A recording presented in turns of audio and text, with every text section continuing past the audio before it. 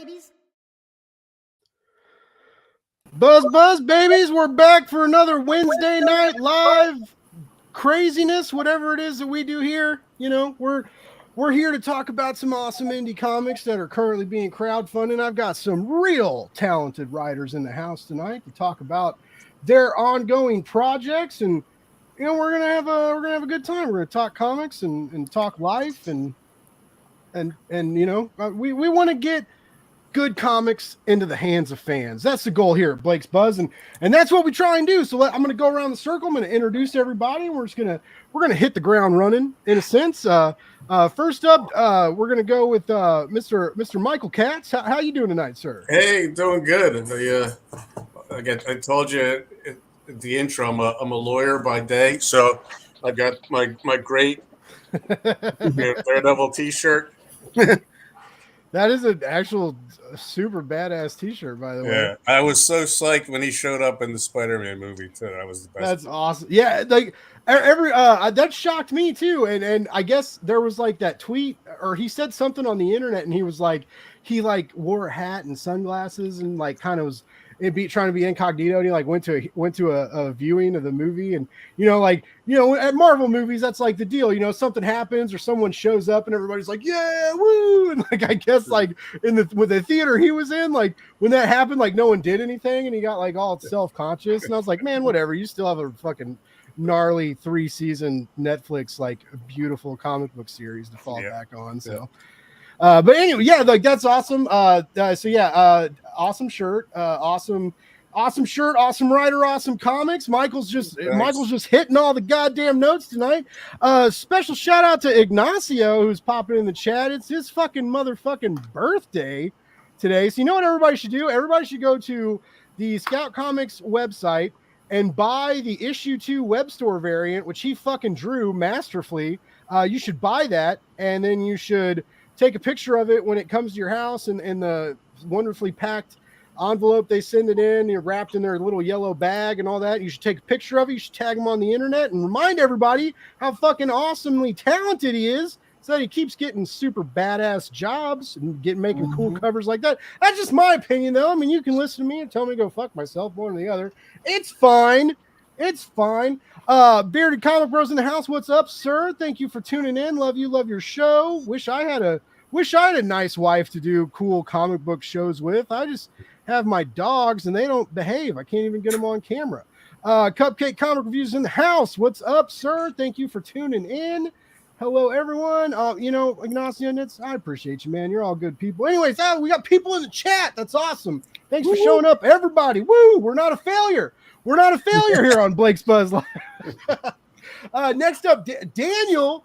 Daniel's coming live from his COVID quarantine corner of the world. He's fucking battling the fucking disease and still coming back strong enough to talk about his wonderful comic tonight. Other than that part, Daniel, how you doing? I know you said you were feeling a little better though. I actually feel a lot better today. This is like the most human I felt like in 3-4 days. Nice. Well, I'm glad you're feeling human. I'm glad you're here. Like we were talking in the green room. I was kind of expecting him not to be here just because, like, when someone IMs me and they're like, "Hey, I got COVID," my first thought is like, "Don't die. Take care of yourself." And he's like, "I'm still gonna try and come on your show." And I'm like, "Man, I'm not that important." But thank you, Daniel. I'm so glad you're here. I love your book. I'm stoked to talk about it later. I'm stoked for the trade, and I'm hoping we can get other people hyped up for it too, which is what we're here to do tonight. Next up, Mr. Keith Champagne. Keith Champagne is here tonight to talk about some comics, and we'll get into that. Recently read Daybreak, fucking blew my mind. It was wow. This is really good. It was really good. Thank you. Oh man, no, I love the art and everything, and I know we're going to talk about this later too, because you recently also worked on a Stranger Things book. I did for do Dark that. Horse. Yeah, that's pretty. Wow. That's pretty badass. Yeah, it's a living. It's like, that's not My Little Pony, but it's a Stranger Things. Of the five of us, he's the one making a living doing this stuff. At least I hope so. Yeah. Well, it was funny because Michael hit me up and Michael's like, hey, like I want to talk about the comic, and he's like, hey, my buddy Keith has this other comic coming out, and then I looked you up and I was like, holy shit, I backed Daybreak, and I just hadn't gotten to it yet because I love buying comic books that I never read. With you, then? Oh, dude, there's so much wrong with me. I love buying comic books and then they go in a pile. And then I end up reading them when you guys come on my show. So it's like, great. Like, I'm like, oh, I backed this. And then I'll read it like a month later when you guys come on. But yeah, so I was like, holy shit, like that's dope. And so I pulled it out and it was like awesome. And I loved the bookmark. I loved the bookmark with the custom caption, like, and you shipped a poster. And like I said, the cover was dope. And I'm back in the nudie variant for issue 2. I'm finally doing it. I talk about it all the time. I'm like, I'm gonna buy a titty cover. I'm gonna do it. I'm finally doing it. I'm buying a titty cover. It's happening. It's a bold business maneuver to have a titty cover. We're breaking new ground. But yeah, so I'm stoked to talk about that. And last but not least, Justin Cristelli is here to talk about Red Knight, which we're gonna pull up and talk about. How you doing, bud? It's first. So it's a lot of first timers on Blake's Buzz. This is Daniel's second time. Yeah, Blake. Yeah, longtime listener, first time caller. How you doing? I'm good, man. I'm good. I like to hear that.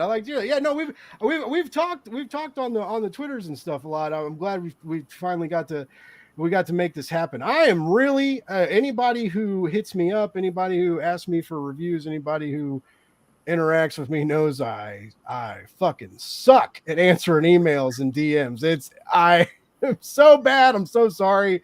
I always heard people talk about like, oh, the emails, and I get so many emails and I don't know what to do. And I was like, who fucking crying about it, you fucking wuss? And now I'm like, oh my God, I get all these emails and I don't know.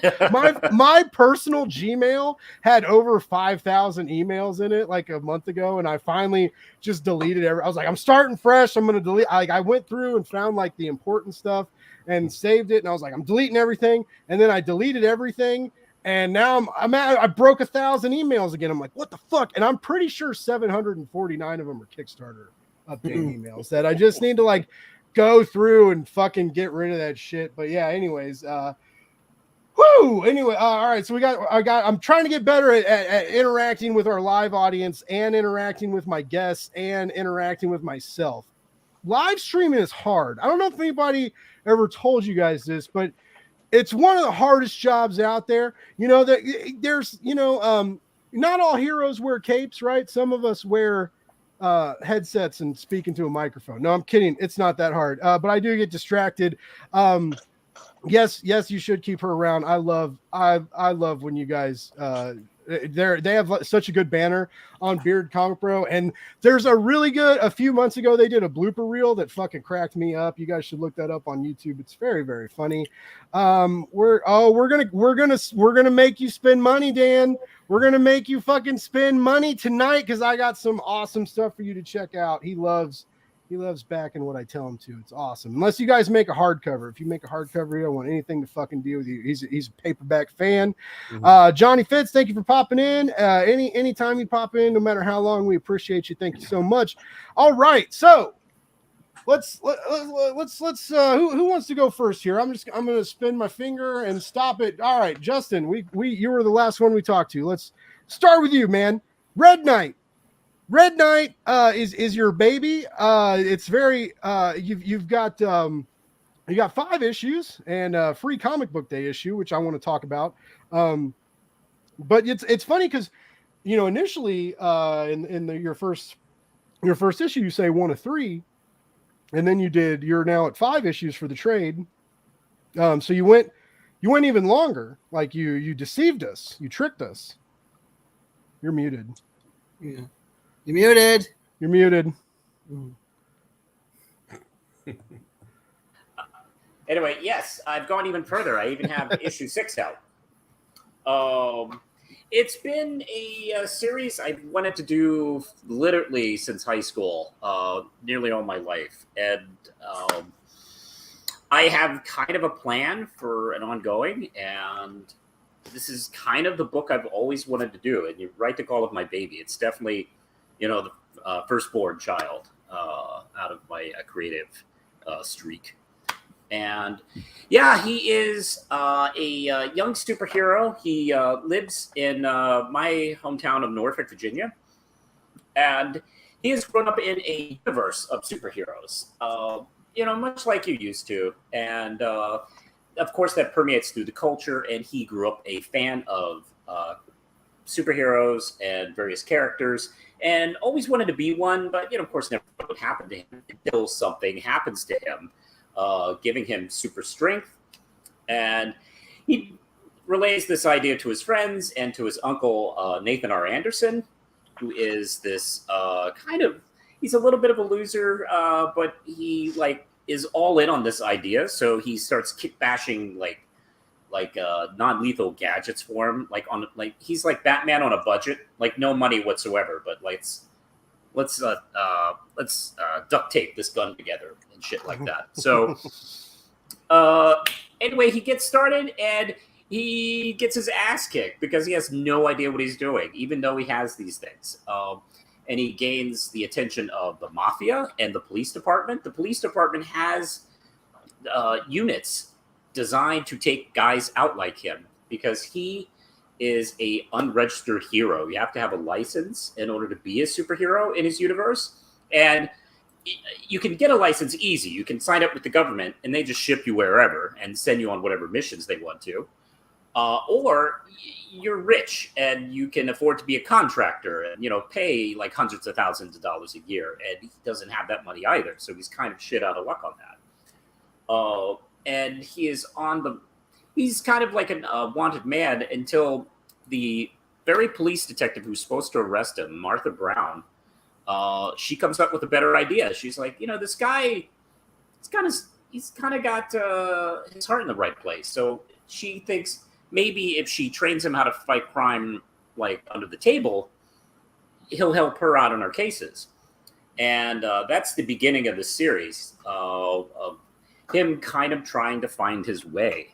And it's a lot of fun. It's what my colorist, Forrester, once called a friendly deconstruction of superheroes. It's not overtly cruel, but it does I try to ask questions that I sometimes see kind of sort of addressed, but never really to its full potential. And that's kind of the beauty of doing an ongoing series in that kind of style, but with no mandates or no corporate tie-ins that I have to worry about. I can actually just let this story kind of develop and see where it goes. And he is a young hero, and he is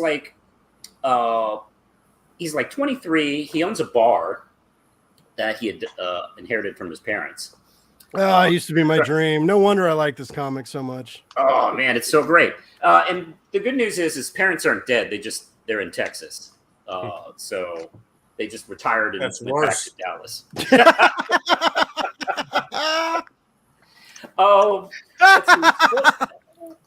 Spoiler alert, we get to visit his parents in a few issues.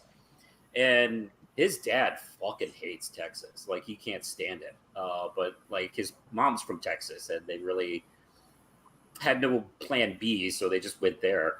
And we'll get to. I'll elaborate on that later. But he co-owns this bar with Nathan, and Nathan he's from Texas, and he got divorced and lost his gun shop in the divorce.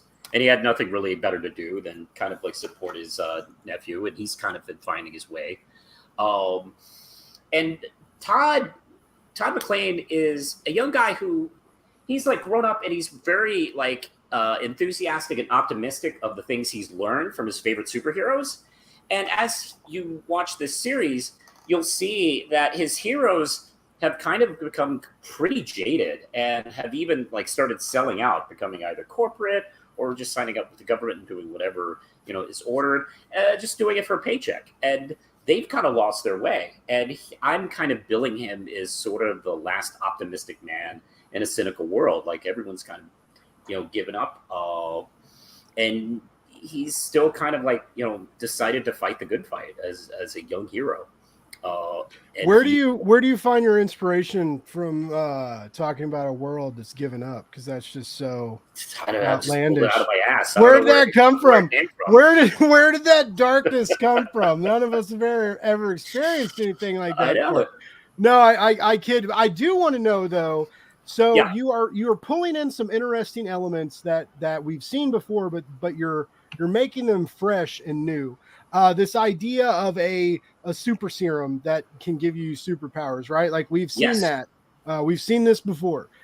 We've seen it we've seen it in Marvel, right? With with the mutant growth hormone, basically. Yeah. And then so you're dealing with things that we've seen before, but part of it I think works better because when we play with MGH and Marvel, right? It's like Spider-Man dealing with it. It's like Mystique, in the underbellies of the crime syndicate, like, dealing this product. So these are like iconic, well-established characters. Whereas like you are bringing in the fucking greenbackiest of newbies that are so fresh and so inexperienced, and they don't.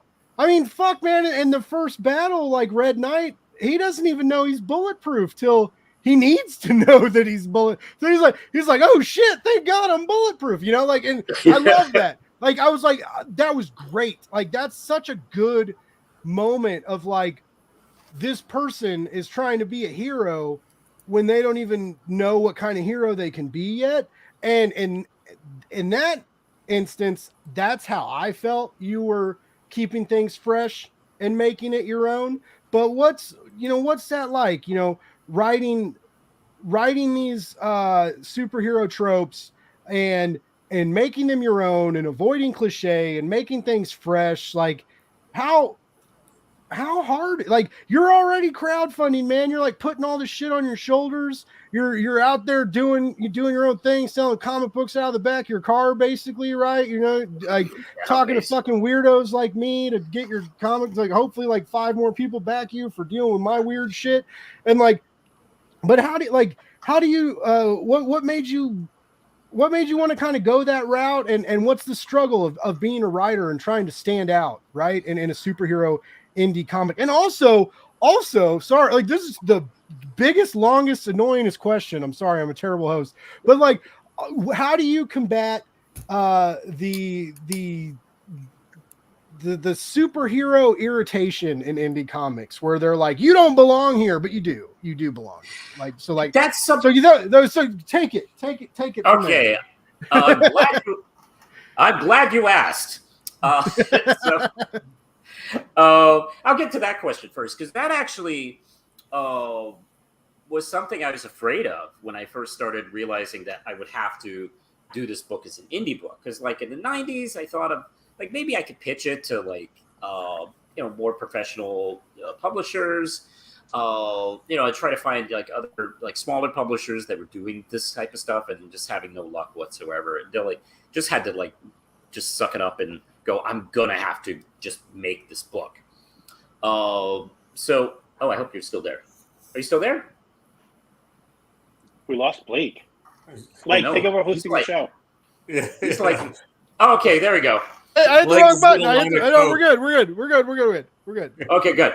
Anyway, yeah, that was one of my fears. Like when I realized that I had to kind of like independently, publish this series, I did have that fear. Like, oh, I'm not as cool as, doing a superhero book isn't as cool as like, any other kind of like, indie thing that goes in all sorts of directions. But you know what? I have done several indie shows with people doing all sorts of different genres and characters, and everyone is so like beautifully welcoming. Like I've never really encountered that, at least face to face. Really? Okay, because I have. Maybe like, they talk shit out to me after. Because I have heard people that are like, I go indie, I go super indie, I go crowdfunding to avoid the fucking superhero phenomenon. Like, I crawled into this crack of nerdiness to stay away from you people. No, I don't say that. I actually love indie cape stories. And Well, we're gonna talk to Daniel about this shortly too. Like it's cool, man. You guys have to try so much fucking harder because you don't have that Marvel or DC fucking icon, on your fucking cover, and you have to try so much harder to like do your fucking cape project in an indie scene with no publisher backing, and to like. You have to write a good story. You have to have a fucking good character. You have to like make us care and feel. And I feel like not enough people appreciate that, man. And I do. And that's why I'm better than everybody. No, I'm sorry. I really do appreciate it. Yeah. You It are is better kinda- than most people. It is easier to do superhero stuff, on an indie level because you're not stuck with the dictates of DC and Marvel. Like all these directors that are doing the Marvel movies, or kind of pigeonholed and stuck, and you see half the time they pull out because they don't like what they're being required to do. Okay. And that's always been the case with let's stay to DC and Marvel, where they always have to kind of that's the problem with playing in a shared universe. You kind of have to play along, and sometimes it is show business. So unfortunately, the business side kind of dictates what the big stories are going to be this year, what they're going to let you do, and unfortunately, that is a problem with that. And that is not while I have zero money and no budget Me whatsoever. too, bud. That's cool. Yeah. We're on the same. We're on the same Yeah. broke ass timeline. I dig that. I know. I'm working on a shoestring budget. However, I do not have to like make Red Knight work within the next big event. Or I don't get an order like, oh, hey, we're going to kill Red Knight off in the next big event. He's going to come back in 2 years. So you have to rewrite everything you're doing. For the next It couple would, of though. years. I would be okay with if like a few random Kickstarter crews like hooked up and did a crossover, though. I do think that would be pretty fucking sick because we get a lot of this crowdfunding crossover now, like right there. So in the last like couple years, it really started with that. Oh, like we're gonna work with other campaigns. Maybe you get this custom print if you back both of us at the physical level, also like every week I'm gonna tell you what I'm backing, and I'm gonna refer some projects that sound cool and that I'm into as well. And so we're like on this cusp of like possibly doing a Kickstarter crossover event, and I'm like, I would pay stupid money. It's fun. I would. I actually, I've been thinking about writing a fake tie-in to an issue. I think it would be hilarious. Didn't Robert Kirkman do that? Like, I don't know. Recently, he wrote this like '90s comic book, but released it like 2 years ago. That's hilarious. I swear to God, I bought it. I bought it here somewhere. I couldn't dig it out probably for the life of me, but I bought it. Paid $10 for it. It was worth every penny. Haven't read it yet, but it's worth every penny. There's something as far as like doing superheroes, particularly in indie works.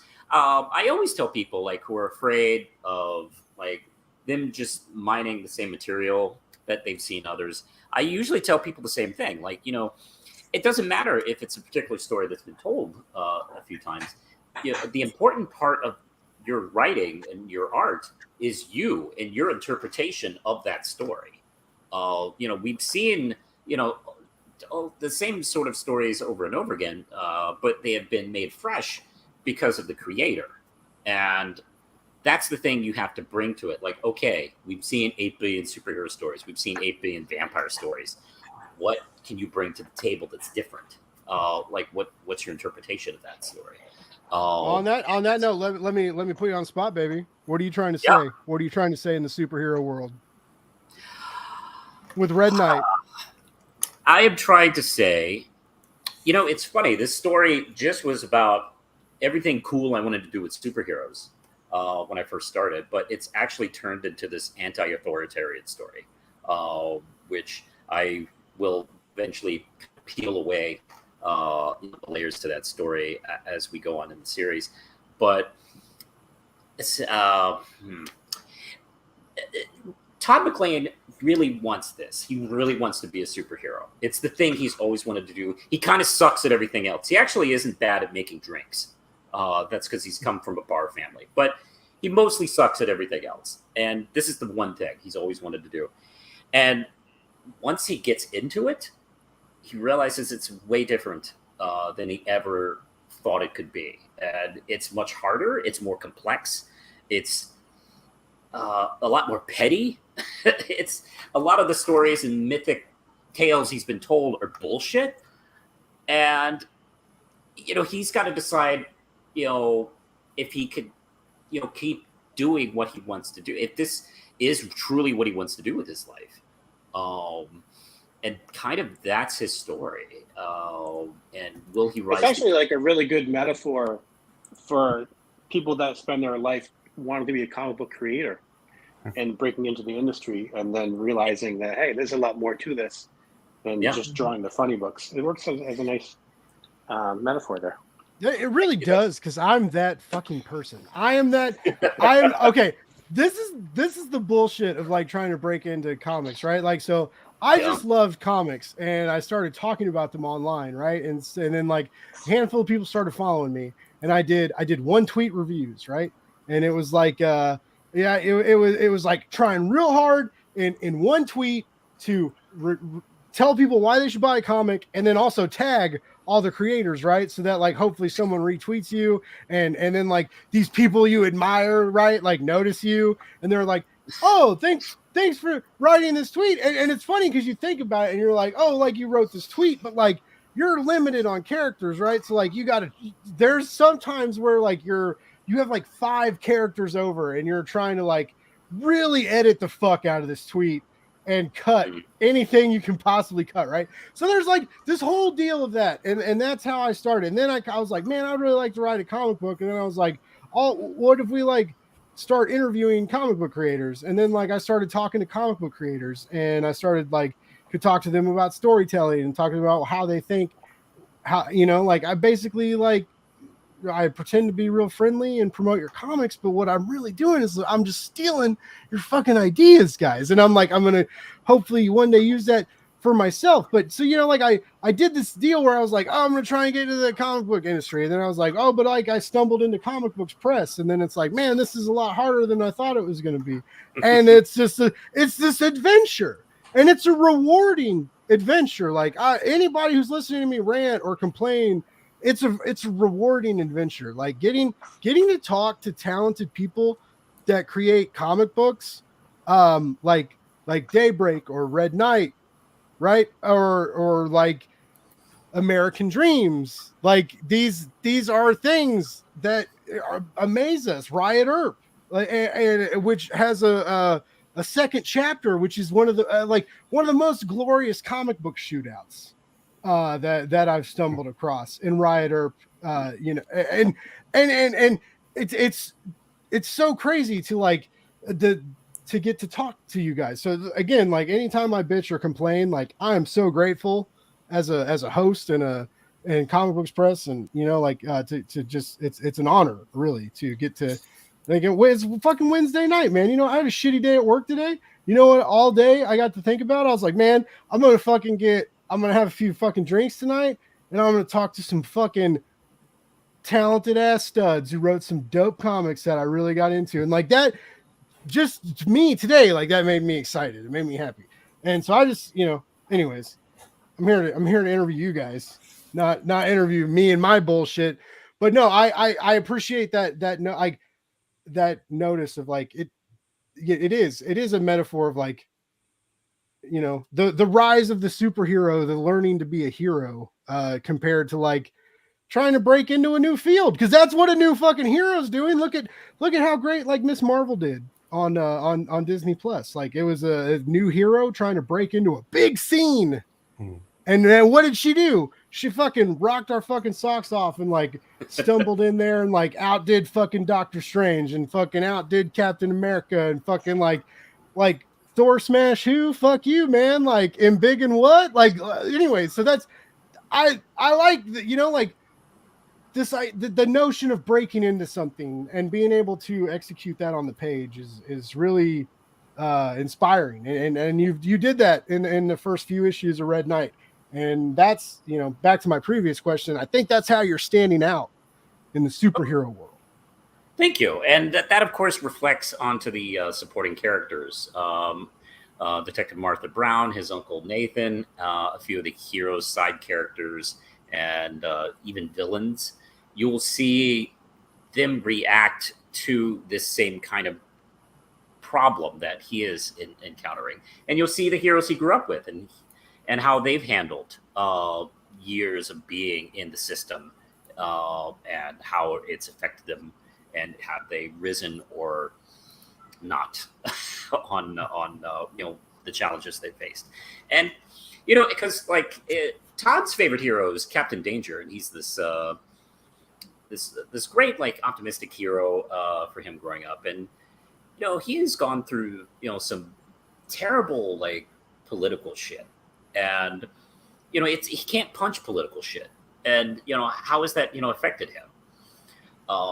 And we'll see that as we go. It's kind of turned him a little bit, you know, kind of negative, and not in like, and I'm not doing the whole evil Superman thing with him. I'm doing the over it Superman, essentially. Like, which is also that's also intriguing. Like the some of us are tired of superhero narratives, and again, the audacity or the narrative prowess. You know, you could go either way with it, but to try and come out and do your own superhero narrative, it's intimidating today. It's a lot of people are having a lot of success with like niche indie comics, right? Like, we're writing about something really emotional and weird. I mean, you know, like, and I no slight to anybody. Like, I love fucking emotional and weird, but that's like a deal. Like, I'm gonna tackle some fucking trauma, like real trauma as a regular person, and like play that out on the page, and it's all like it's working, and a lot of people are finding cool ways to like play with that. But to a lot of you guys here, I think actually all of you here are kind of writing your own superhero comics in a way.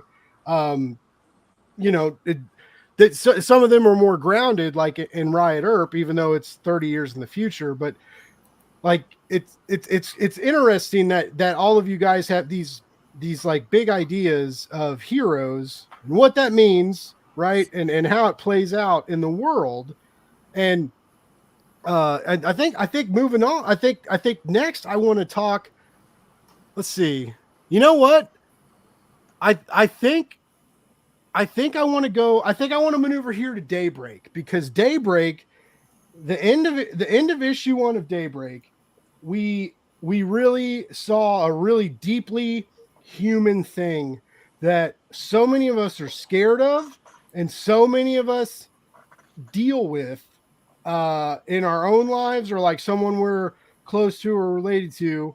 Like there's like a sickness and a deterioration. I don't want to fucking like spoil shit, but there is like this, there's a really intense element that reminds us that these epic superheroes, there's a weakness tied to them. There's a humanness tied to it, right? Because we like want people to be human, but humans are fallible and weak and we die, right? And that's sometimes what the superheroes don't have to fuck with. But I think it's good to be reminded, that they can fuck with it too. Just like Ignacio saying here, like, it's the how it happens, right? The how can be really emotional and intense. And I think we get that in Keith's Daybreak. Keith, hey, what's up? How's it going? Hey, what's up? How's it going? You're dealing with a more a new cosmic heroine. And you throw us into issue 1, and you have made a hero that is battling a black hole, basically a personified black hole, which is like really intense, and one of the, like against all odds kind of scenario. Like, how did you make Daybreak? Like, how did you bring Daybreak to life? What started this? Where did she come from? So the original idea for Daybreak, I was writing Superman a few years ago, and I was not having a good experience working with the editor of Superman at that time. A lot of arbitrary directions thrown at me. The most obvious example I can think of is I was writing a 2-issue arc with Sinestro versus Superman, and it all kind of culminated in Superman kind of taking out all his anger and frustration and this whole journey that he's going through emotionally on Sinestro, just by knocking him the fuck out at the end of the climax of the story.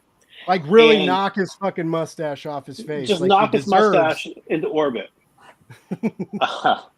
And then, we're 2 weeks away from going to press on the book, and the editor reaches out to me and says, "Hey, we can't have Superman punch anybody." And I said to him, "What? Superman's been punching people for like 80 years, but now suddenly, like at the climax of my story, he's not allowed to punch somebody." And something clicked in me, and I was like, "Yeah, I don't want to write for DC anymore." But I had this germ of an idea, and I'm still a little shy about talking about what Daybreak is going through because a lot of people haven't experienced the book yet. But she does have an illness, and she's not an archetype of Superman, but she is a character sort of modeled that way, where she's powered by the sun, and it turns out the sun can give people more than powers, I guess is my clever way of trying to insinuate what she's going to go through. And so that was the journey. That's kind of where the journey of this character started for me, was that basic germ of an idea of what do you do when you're a hero and the source of your power is also killing you? And how do you come to terms with that? How do you get around it? How do you solve it? How do you fix it? How do you do anything with it? With issue 1, I made a really deliberate choice that I wanted to start the issue with the final battle between Daybreak and her arch nemesis, who's a character named Doc Matter, who is basically, he has a black hole in his chest. And so that the reader would say, okay, here's this ultimate battle between these two people that have been fighting for, Lex Luthor and Superman, basically, that have been fighting all these years. This is their actual final battle. Here's how it ends. And then you find out, well, this character is just starting out on what's really going to be her ultimate battle for her life now. And that's how the series is going to dovetail around. How many issues if everything was like ideal and went your way and everything was perfect, how many issues is Daybreak going to take us through? It's planned to be 5 issues.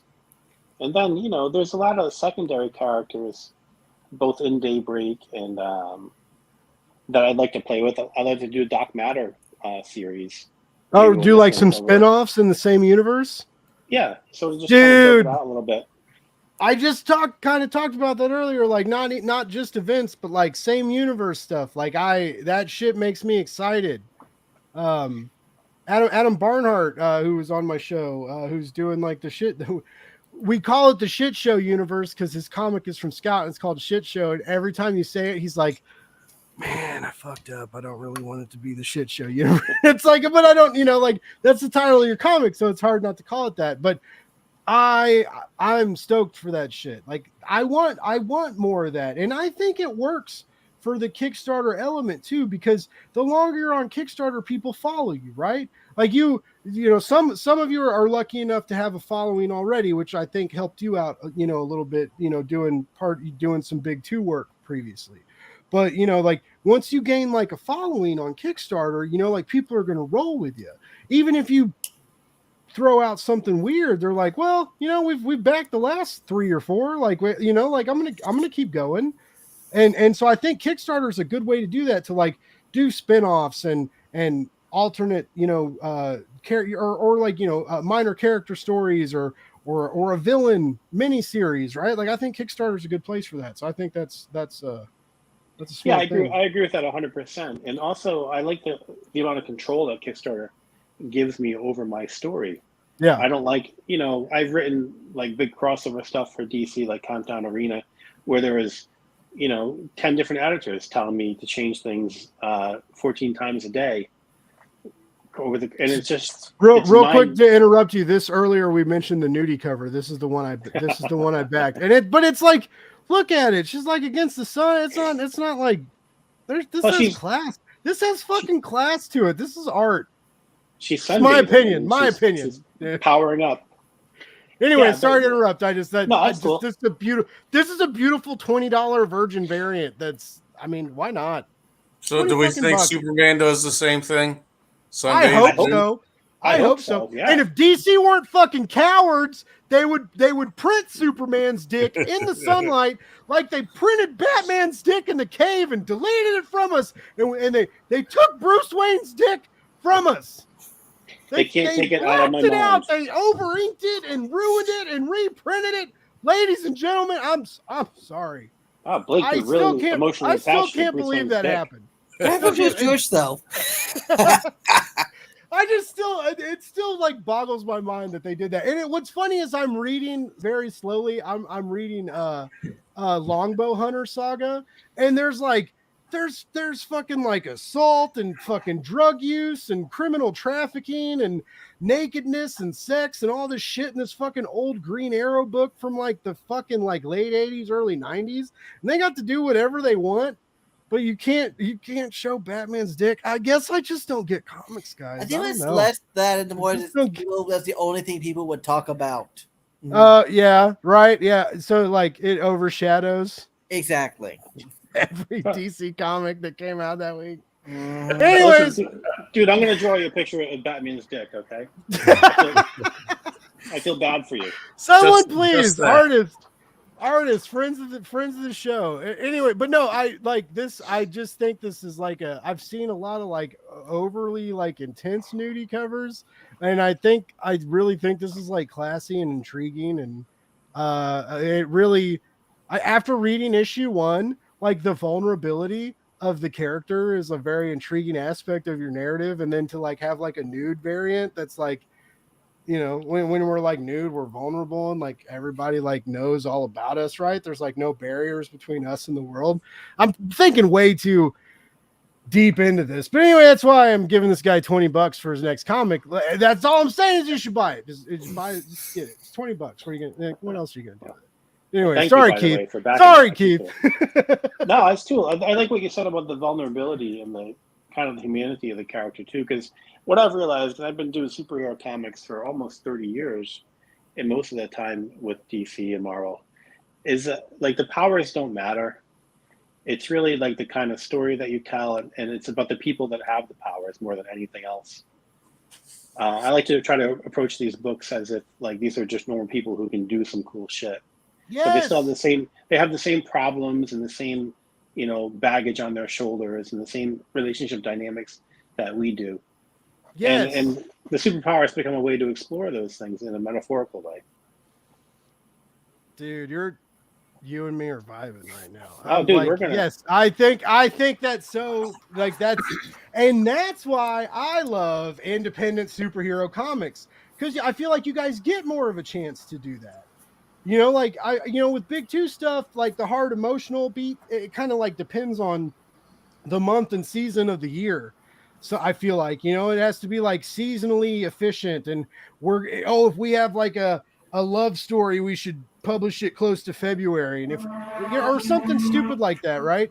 And I feel like with Kickstarter or any other crowdfunding opportunity you guys come across, like this is where you get to be like emotional and raw and weird and intense and awkward. We're all human beings are all fucking awkward. Like, comics need more awkward. That's what manga has. That manga has like awkward, weird, fucking gnarly dialogue that like throws you for a loop. But then you're like, oh, dude, I have a fucking weirdo buddy for 10 years who says shit like that, right? And so, anyways, I just I love that, and I'm glad all of you guys are on this indie hero kick where you're able to say what you want to say. How you want to say it. It's important. Definitely, yeah. For me, it's, I wrote a book called The Mighty a while back, and this Daybreak title is kind of the same template in that we, the co-writer Pete Tomasi and I we wanted to give you a universe that felt like you've been reading it for years. And then as every issue went, every subsequent issue, you peel back the onion a little bit more and realize like things aren't always what they seem with these people. And that's the same thing I'm trying to do with Daybreak too, is like you enter this world and hopefully it feels very familiar to you. But then as you keep, walking on the journey, you realize that there's more going on than meets the eye. Nice. And there is a lot more going on that meets the eye. But let me also just explain that what meets the eye is absolutely, positively, matter-of-factly, insanely gorgeous. Like the art. Stefan does so a really good. good job on the art. Yeah. So good. Like, how did you come across their stuff? Like, he drew a series that I wrote for, what's the name of the company? Well, they changed the name. It was Chapter House, and now it's Lev Gleason Presents. But it was a book called Silver Streak, which is based on the Golden Age character, the fast-running character, the Silver Streak. So Stefan was the artist assigned to that book. And I really liked the storytelling, actually. I liked the storytelling more than his drawing style. And I felt like anytime I write a script, I always have a visual in my head for every panel as I'm writing. And I felt like he was pretty close to what I was visualizing, but just better in terms of his panel to panel. And he wasn't afraid to like take my script. If I had 5 panels on a page, he might turn it into 4 panels or 7 panels. Like he wasn't afraid to take chances with it to tell a story, which I always like. I like to see people take my scripts and then reimagine them in their own way. And I learned a lot about storytelling from artists that do that. So after that series was over, we kept in touch a little bit. And I, tried to get a book going with him at one publisher or another. It didn't work out. And then when I decided to do Daybreak, I just emailed him and said, hey, here's the thing. Let's try to do this together. And he's perfect for it. He's absolutely perfect for it. Yeah. Yeah. I couldn't imagine it any other way. And it's so like, I love the colors and the details and the he's got an interesting way to like shade, right. And add like detail and texture to some of the images that I really find absolutely intriguing and absolutely positively. I've done that twice now. Absolutely positively. You're making me cheesy as fuck tonight, man. But there's no other way. It's so pretty to look at. Like I read that first issue and I was like, yeah, man, fuck yeah. I paid $10 for this. It was worth every penny. Like I'm saying that, like you gotta kind of like step up the game a little bit to compete right now. Either you're gonna sell stuff like digitally, right? And like people are gonna be like, I gotta, maybe I can't afford this one, I'm gonna back digitally, or through like add-ons or art or stretch goals and stuff. You got to find a way to entice people to like spend that extra money, and this Daybreak is good like for the extra money. Like you want these singles, they feel good. The paper stock is wonderful. You think there's 2 pages a lot, there's not. It's just a nice thick girthy wonderful comic that's not gonna fucking crinkle up with fucking moisture molecules in the air as it gets sent to you through the fucking post office in a mailer.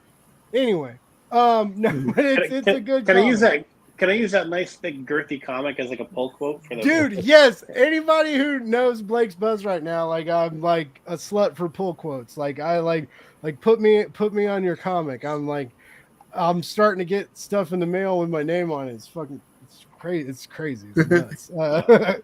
But yeah, yes, please put love your girthy comic on the cover. # Blake. I'll try to make your drawing of Batman's penis girthy too, just as a quid pro quo. Yeah, I think comics at this level, when you're asking someone to spend $10 or $15 or $20 for a single issue, that's a lot of money for a comic book.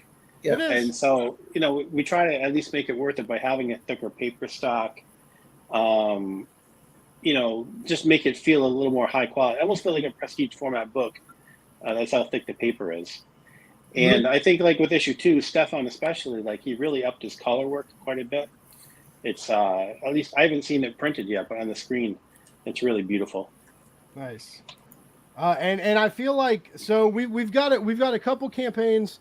Red Knight is releasing volume 1, so we're gonna get a soft cover trade of that, which is competitively priced on Kickstarter, based on other trades that have come out with the similar page length and bonus features and all that fun stuff. And then Daniel's also releasing a trade for American Dreams. So you're dropping your volume 1, and on a note of like extra features and wonderful bonus goods and neat things you can get to your Kickstarter, you have a hardcover. Yep. Yeah. And not only, ladies and gentlemen, does he have a volume 1 soft cover, which is also wonderfully affordable, and a hardcover if you want to like step up to the American Dream plate, and really, swing for it, which is also not terribly priced either. But you can do soft cover, hard cover. There's 2 different covers, which to me is just like, man, it's like younger me. If I like walked by the part of the party where everybody was fucking doing blow in the back room, and you're like, oh no, I stumbled in here. How did I get here? That's what your hardcover is doing to me right now. That's what it's doing to me right now. I'm like, really, I want it. I have the regular trade backs, but I'm like, maybe we should just drop that hardcover money. But anyways, regardless, you have a really fucking cool another superhero comic, historical, dealing with a lot of culture, dealing with history and things that are going on in today's weird world, right? Like, Oh yeah. So you have this Jewish historical superhero adventure. Your Kickstarter says it the best. That's like, you can't say it better than that. That's why you're the writer and the creator, not me. And also, because I couldn't write that. But anyways, first of all, how like you're back for your 5th Kickstarter, 5th or 6th?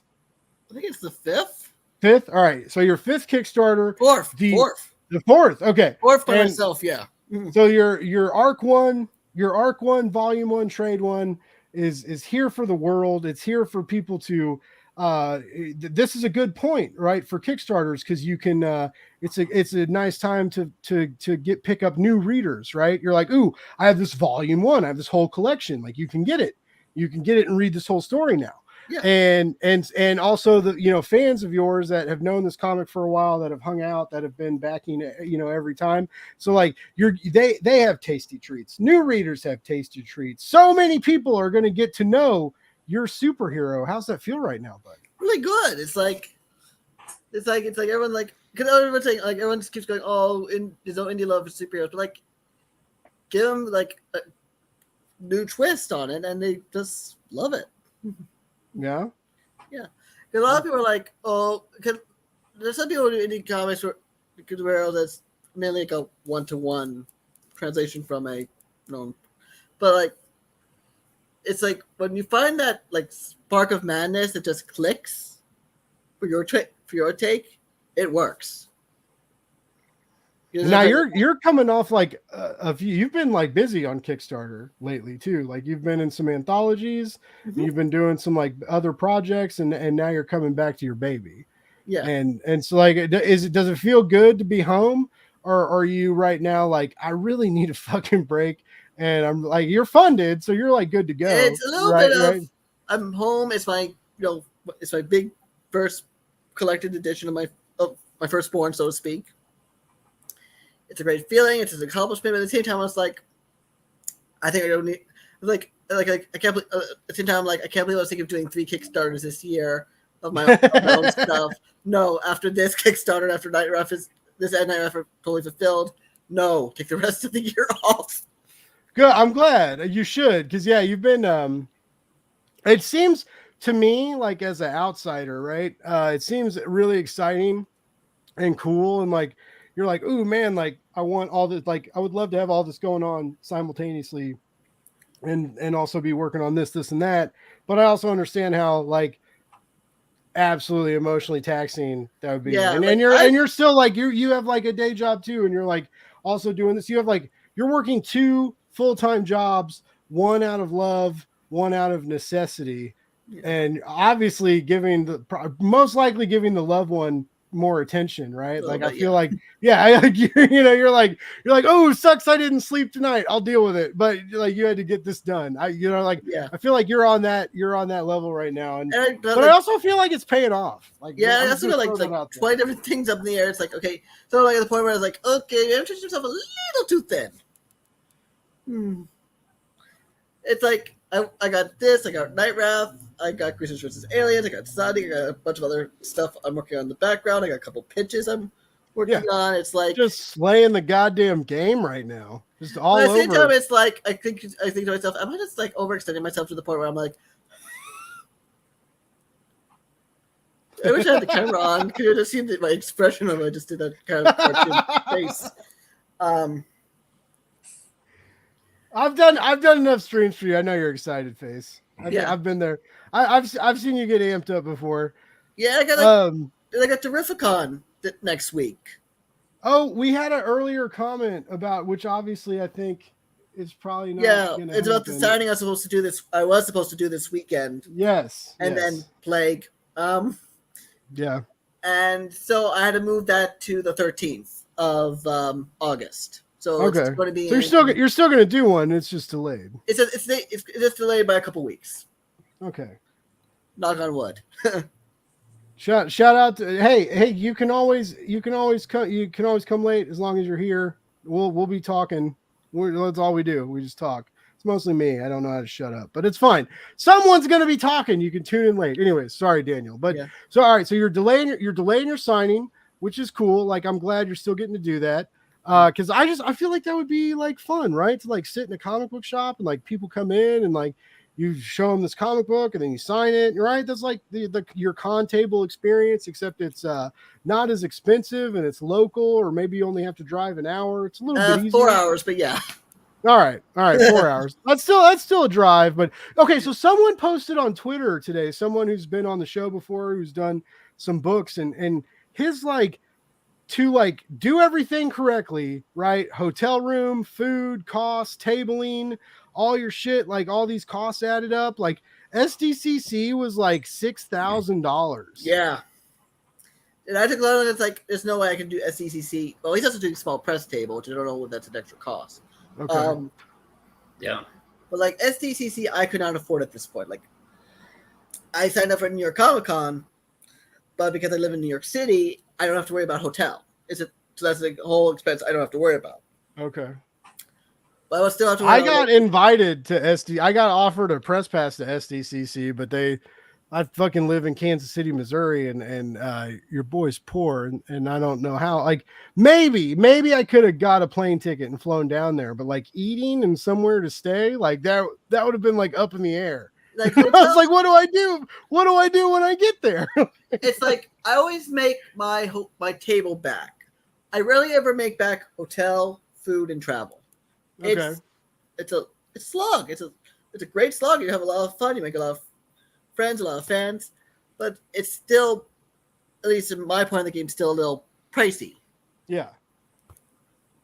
And there's other things you can do for cheaper and closer and maybe not as intense. Yeah, there's some local. And also, if anyone wants to talk shit, you just remind her, like, sorry, I had COVID. I couldn't go to SDCC. Like, that's it. Yeah. That's it. Conversation done. Like, that's it. We're yeah.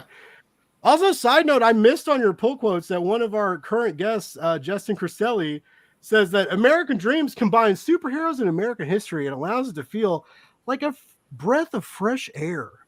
Which is, I think, all your guys' comics I've mentioned tonight, that you guys all have superhero comics and you're all able to make them feel fresh and intriguing and minty wonderful, right? And how do you combat with that, Daniel? You have you were kind of smart enough to find like an alternate niche in history, which I think helps you, right? Because so much is modern and happening in the now, but I also think it makes it harder for you because you have to go back in time and simultaneously modernize it and make us care about it and build this universality into your modern audience compared to this historical narrative. It's a lot of work because you don't. It sounds like a lot of work. You have to do a lot of research, but at the same time, you can't. It's because it's a superhero comic. You can't be dry and whatnot. So you have to basically do a lot of, some expository stuff through the dialogue and through the discussion. Yes, but I can't. But it's like I have to give like some hint of who these people are, either through the art and the setting, or like sometimes people know like Edison they know, Houdini they know. They might not know J.P. Morgan, even though J.P. Morgan Chase is a major brand. No, I'm pretty sure I owe that guy student loan money. Fuck him. that was too close to home. I almost was like I can't read anymore. No, I'm just kidding. Not everyone's going to know Emma Goldman. She was a pioneering early feminist, but she also was a famous anarchist and speechwriter and activist. And then you have Aleister Crowley, which people goes, oh, he's just a magic guy. He's like, yeah, he also was a real person, and he was also really freaking crazy. Though he's probably crazier in our book than he is in history, because he's a full-out freaking supervillain.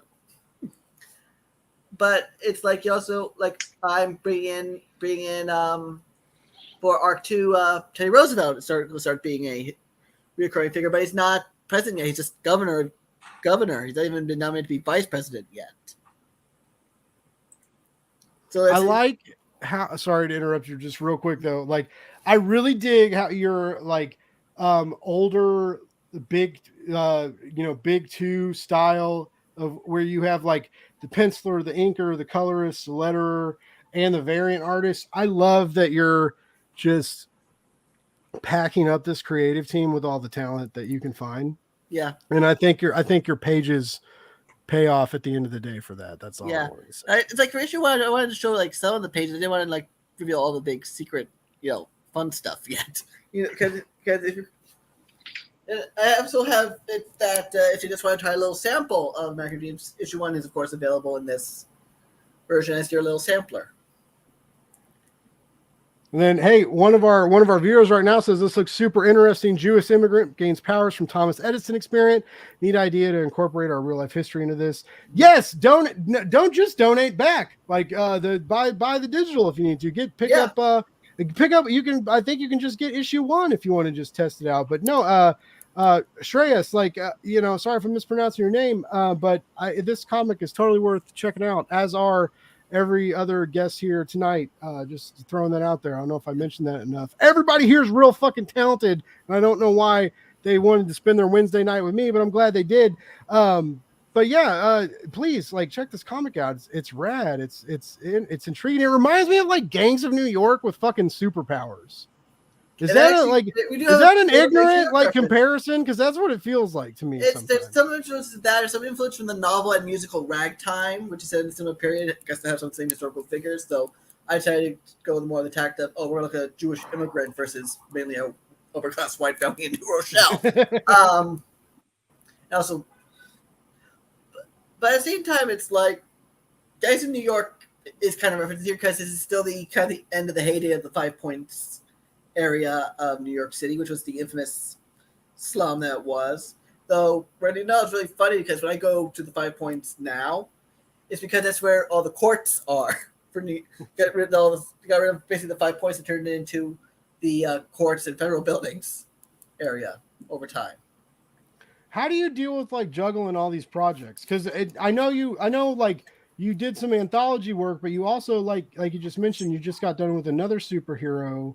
Kind of Spawn and the Max homage comic that also did well. That you had, I guess you passed with flying colors. Do you say that for Kickstarter? I don't know, but it felt like you passed with flying colors. But like I mentioned, you're in that back to back on of Kickstarter right now, and is that okay?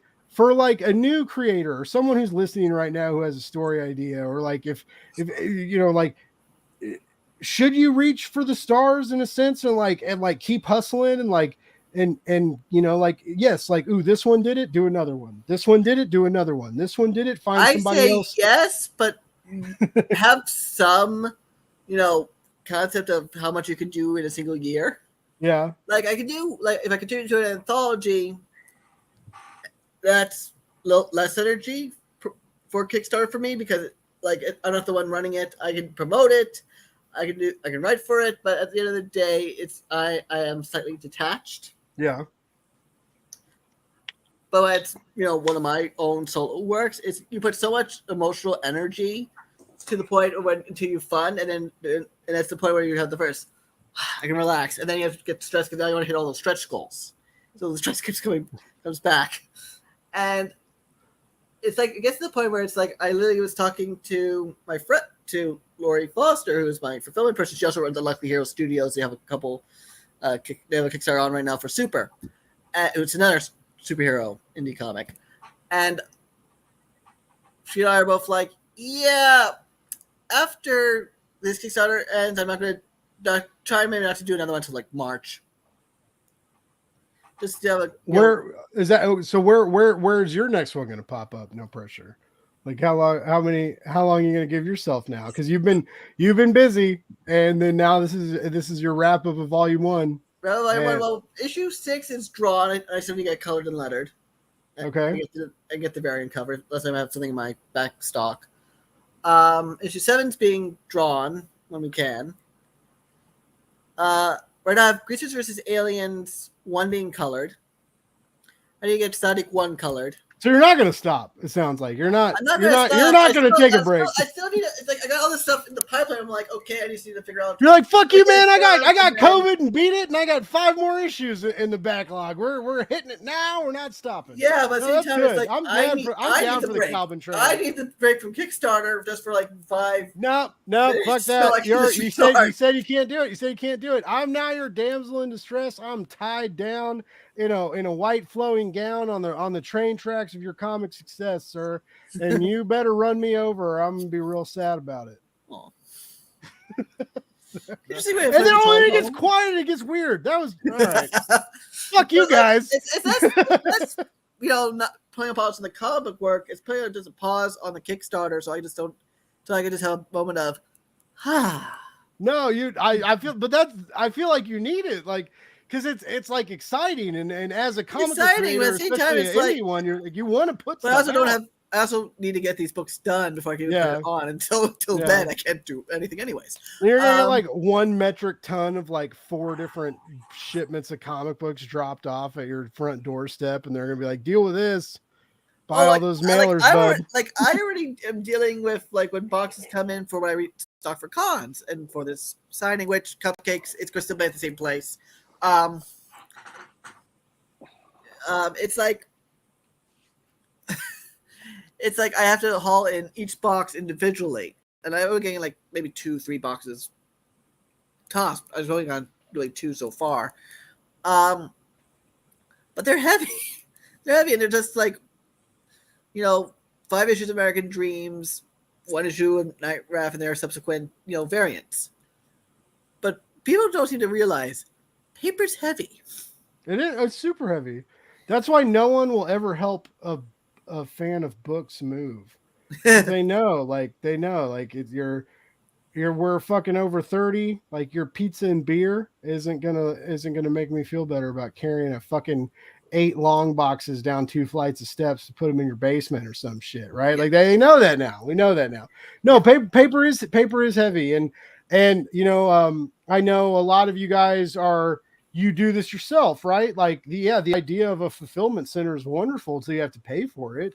These are all things, right? Like I would love to buy a bottle of Johnny Walker Blue every time I go to the liquor store, but dude, guess what? Like that's not going to happen, right?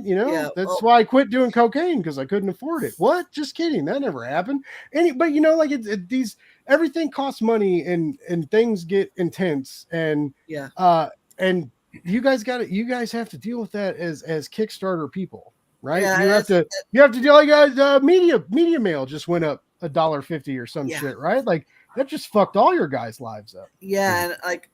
So I do use the fulfillment person. That's the team from Lucky Hero Studios, and it does cost a little bit some money.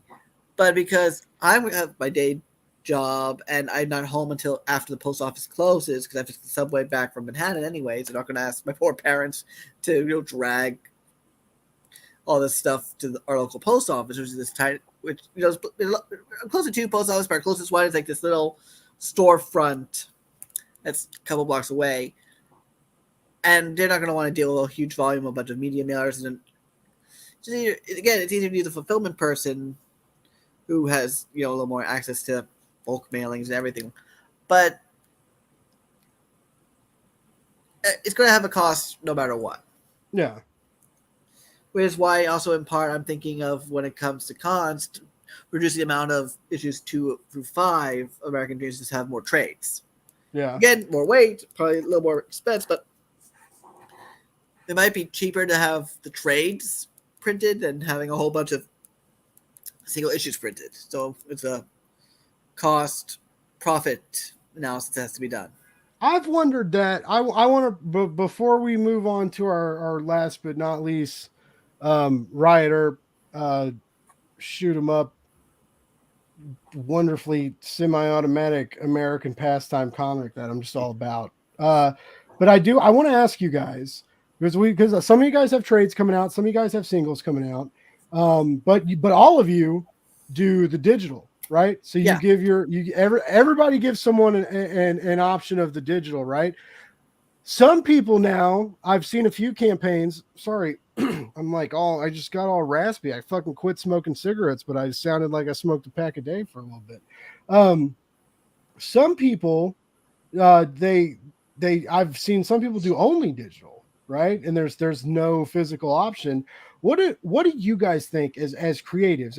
And like I mentioned, like some of you guys are putting out trades right now, hardcovers, variants, nudie variants. They're just really classy and wonderful, and everybody should spend $20 on it. I don't know, did I mention that already? But like, how do you guys think about the digital side of all this? And like, though it nets less money, it also warrants less work in the sense of like packing and shipping and all that. Yeah. So like, do you guys just love digital backers? Are you like, yes, like, thank you for seeing the way? Or are you guys like, no, like, spend that extra $12 or $10 or whatever, like get the physical? Like what is better for you guys for backers?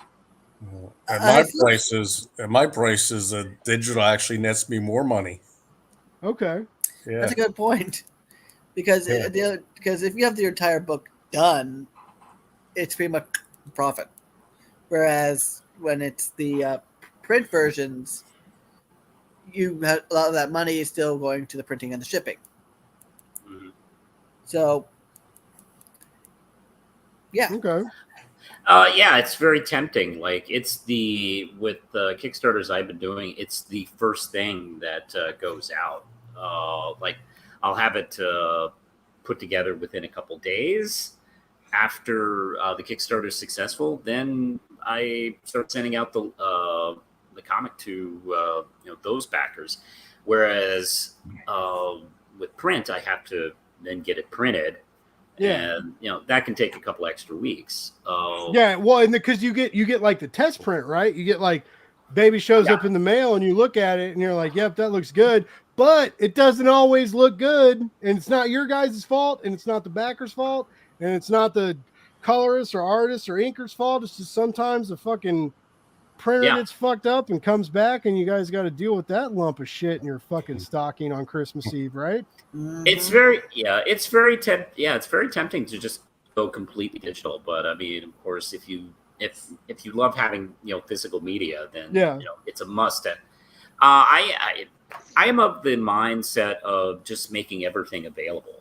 There are plenty of people who still love physical media in floppy, trade, and digital, and I think it's foolish not to, do your best to fulfill all those as best as possible. I mean, look, if your budget, my budget like is microscopic, so I understand anybody who like just wants to go digital, and more power to them. There are a lot of people who prefer digital, frankly.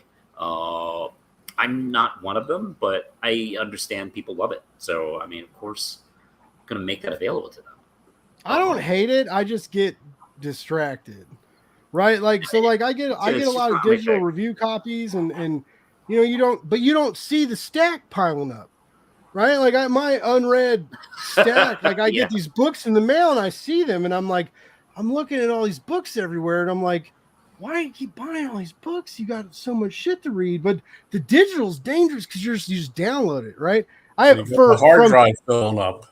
Yeah, from many a year ago, when Google Fiber first launched, and so like they launched in Kansas City, Kansas, like that's where they started. So like I'm in Kansas City, Missouri, so they didn't take them long to fucking spread their fucking Doc Ock tentacles like into Kansas City, and we signed up for it. And one of the best things that it was ever happened to me was for signing up for Google early. I have 1 terabyte of online storage on my Google Drive. Like that came with our account when we signed up. So I have I download I download everything to like this fucking like Google account. And there's like 250 gigabytes of comic books on it with like review copies and all this shit. But it's like, I only have like a quarter of this free online storage used. But anyways, I can't organize it. Like I want to go in and like rename stuff because some people like don't put spaces in the comic book title names or like put weird character or review copy 1015 and it's like I want to go in and like make everything pretty and be like title number, that's it, like nothing extra. And we've approached the point of no return where I can't control my online inventory of comic books anymore. And that's my problem with digitals. I like it. I have a nice tablet. It's pretty to read. The colors pop. I don't care what anybody fucking says. Like when you read on a tablet, no matter how good the art is, it's a little bit better because the colors pop with that fucking backlit screen. Like there's no denying that like the art's going to show up a little better. It just does. And, but I know some people get headaches. Other people just, whatever, purists, blah, blah, blah. The collector mentality. But yeah, that's my problem with digitals. It's just like it starts stacking up and you don't see it. And you're like, oh shit, there's 1,000 issues uploaded on my Google Drive and I haven't read a goddamn one of them. What am I doing with my life? Anyway, I've read your guys' comics though. You're different. Yeah. Woo. No. All right. So anyways, last but not least, Michael Katz. Mm-hmm. Hey, Michael Katz has split America up into 4 quadrants. All right. And he's taking us to war and he's taking us on this Tom Clancy-esque comic book of political intrigue and weirdness and a little bit of sexiness, right? There's a little bit of hot, heavy, sweaty action. That's Michael is writing his own hero narrative, except on like a undercover spy government stooge who's very good at his job. But there's also an interplanetary aspect of it. Everybody's got rich parents on Mars. I fucking love that, by the way.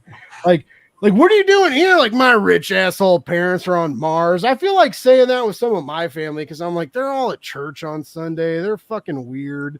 But no, like that's, I love this just highly political, very critical. You're saying a lot about American culture in your comic, while also just having like really great action, snappy dialogue, very fun characters that like I just want more of. Like, please take me on this path of like, oh yeah, you can like fly fucking spaceships and your little short buddy is fucking coming with you and you respect him better than like everybody and call him by the right name. And you have this heart of fucking gold and women still like break into your house and get naked to like smash when you fucking come home from getting your Popeye's chicken sandwich. Like, you just like stumble in with all this fast food, like ready to like eat it and be sad and eat some ice cream. There's this naked lady watching fucking not like a combination of ESPN and CNN. Also, like, anyways,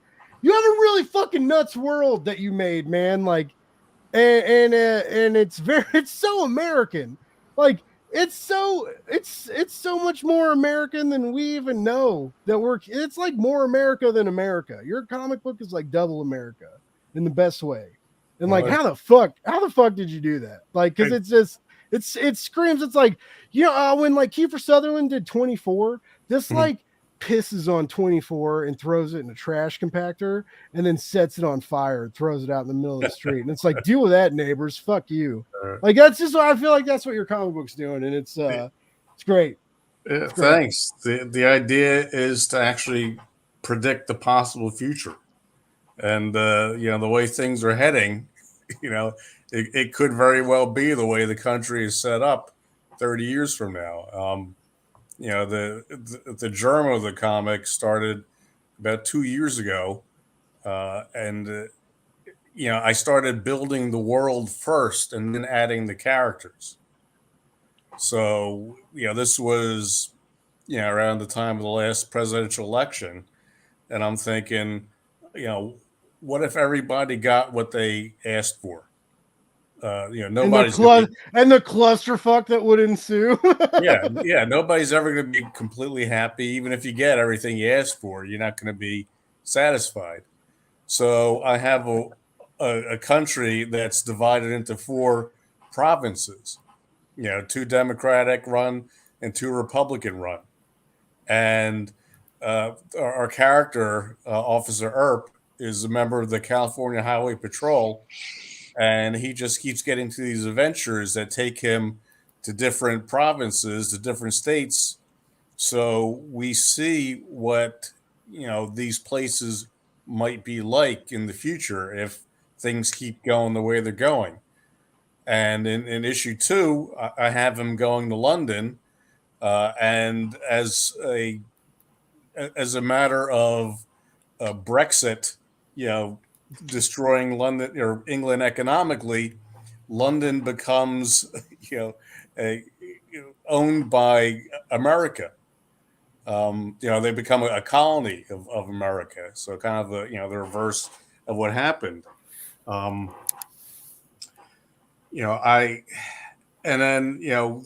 character himself, the sales pitch I tell people is it's Han Solo meets CNN. I saw that. I love that. It's fucking dude. When you tell that to people though, are they like, do they like cock their head? Or they like, yeah. They're like, what? Yeah, I mean, I have to explain, but Earp is this roguish type. It's funny because one person that read the first issue, he really liked it, but he said that at some point, do we learn to like Officer Earp? And I'm like, well, I kind of hope you like him, off the bat, even though he's a bit of a dick. He's not a complete dick. He's got some good, aspects to him. See that I got no dickishness from him whatsoever. Right. Like there was nothing for DC to black out or take away from us or ruin. Like there was just like he's when he stands up for, was it Jim? Oh man, I'm so bad with names. Bill, sorry. I knew one of those is good American names. But Bill, but he's like, he calls him Bill, and then Bill's like, no, it's actually just Bill. And he's like, oh wait, you didn't call me Little Bill. And I was like, I like this guy. Like this guy's got, like he never has a, he's not negative. He's a little jaded, right? He's a little broken. But that makes me love him more, because like, guess who else is jaded and broken? Like, ooh, like Blake's a little sad. Like, oh, Blake's not happy with everything going on. Like, let me latch onto your bullshit for this story and make me feel better. So yeah, like I think you had like a good American badass, like that we can side with and have fun with, like right out of the gate. Yeah, thanks. That's the idea is he's not like Jack Reacher. He's not successful at everything he does. I want him to have to struggle and grow, and hopefully we get to grow with him over time. His first time out, he gets his butt kicked. Yeah. Oh, that was okay.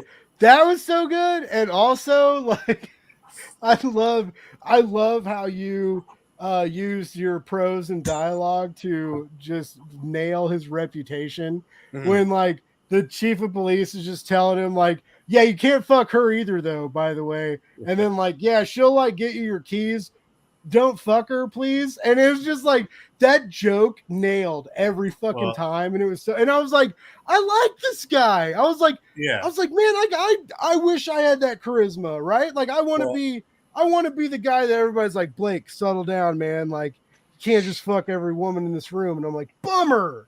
You know, like it's I've never lived that life. I don't know what that's about. Right off the bat on page 3, you learn that he was in Space Force and he got kicked out for sleeping with his, commanding officer. So that goes through the police station and everybody's like, Cap's like, yeah, don't fuck anybody here. And he totally learns from his mistakes, like all of us do. Yeah, we never complete the same mistake again. Right. But you have so much relatability in this dude with like a perfect body and fucking abs for days. He's probably got a 10-inch dick. Like he's got, like he's packing heat. He's ready to lay it down.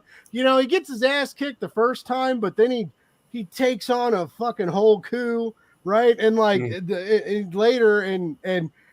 With some great, by the way, just to kudos to your art team and your writing and everybody who worked on your comic, a really fucking awesome, Die Hard-esque, like romp 'em, sock 'em, shoot 'em in the face robots kind of scenario, right? Like that's issue 2 like took us on that adventure, and so anyways, you're really good at pacing, you're really good at action, you're really good at reminding us of like people that we kind of want to be like. Maybe we're ashamed to want to be like them though, right? It's like, I don't want to be like a shallow, like super buff, like what's up, bro guy. But you know what? Sometimes those shallow, super buff, what's up, bro guys have a slightly better run of life than some of the rest of us are used to, right?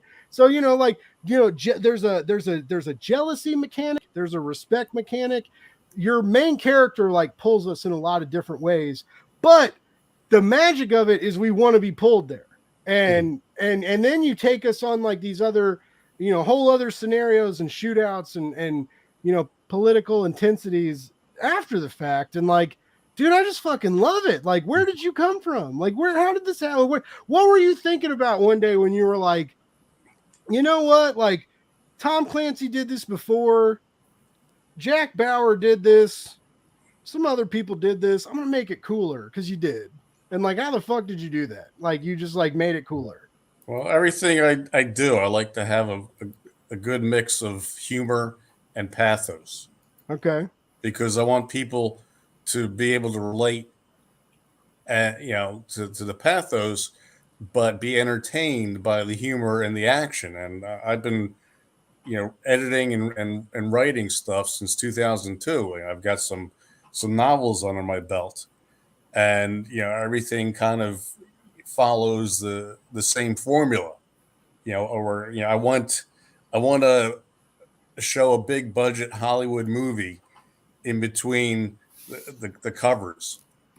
So, so there's something for everybody to enjoy. How long are you wanting to run this? Like, where's he take you? Does he unify America? Are you gonna like? Is there gonna be like a happy ending that like a million people are gonna back on Kickstarter? We're all gonna like come together and find that our differences aren't that different, and it like changes the world.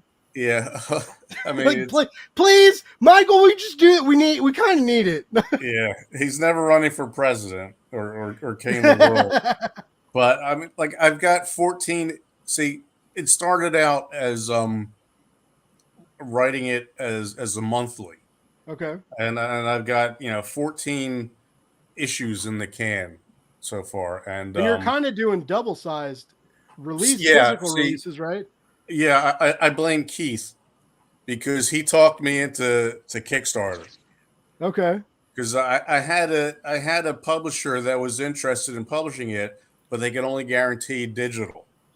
Okay. And I got other projects in the works, and I need to get some funding coming in for those projects because I've only got so much free money I can piss away on this little hobby here. So what I did was I want people to have value. I keep the cover price low. I keep the quality of the paper high. Okay. So my overhead is high, and that's why, like I said, I'm making pretty much the same per issue in print as I am in digital. Okay. But I'm hoping that each issue will be a little bigger. For example, this is issue 2 that's running now, and I have the likenesses of the 2 lead actors from the TV show Psych in it, Dule Hill and James Roday Rodriguez. They were nice enough to lend me, permission, and in exchange, I donated to their charities, and a portion of the proceeds is going to go to the charities too. Nice. And I mean, I'm a huge fan of the TV show, and I'm hoping that fans of the show will check out the Kickstarter comic as well. And then issue 3 is going to be a story written by Ron Mars and drawn by Darryl Banks. Oh shit! Yeah, so I'm hoping that's going to increase the audience even more. So, all right. So, like, would you be? Are you? Obviously, you want to keep writing your own baby because it's your baby, right? And you're doing a good job. But like, bringing in, like, anthologies are hot right now, right? And like, some people with like longer ongoing projects are doing like anthologies and like spinoffs and like pick a character and like stuff like that. Like, would that be something like? It sounds like you might be kind of interested in that aspect, like giving other people chances to dive into your world, especially if they have crazy fucking names like Ron Mars. I'm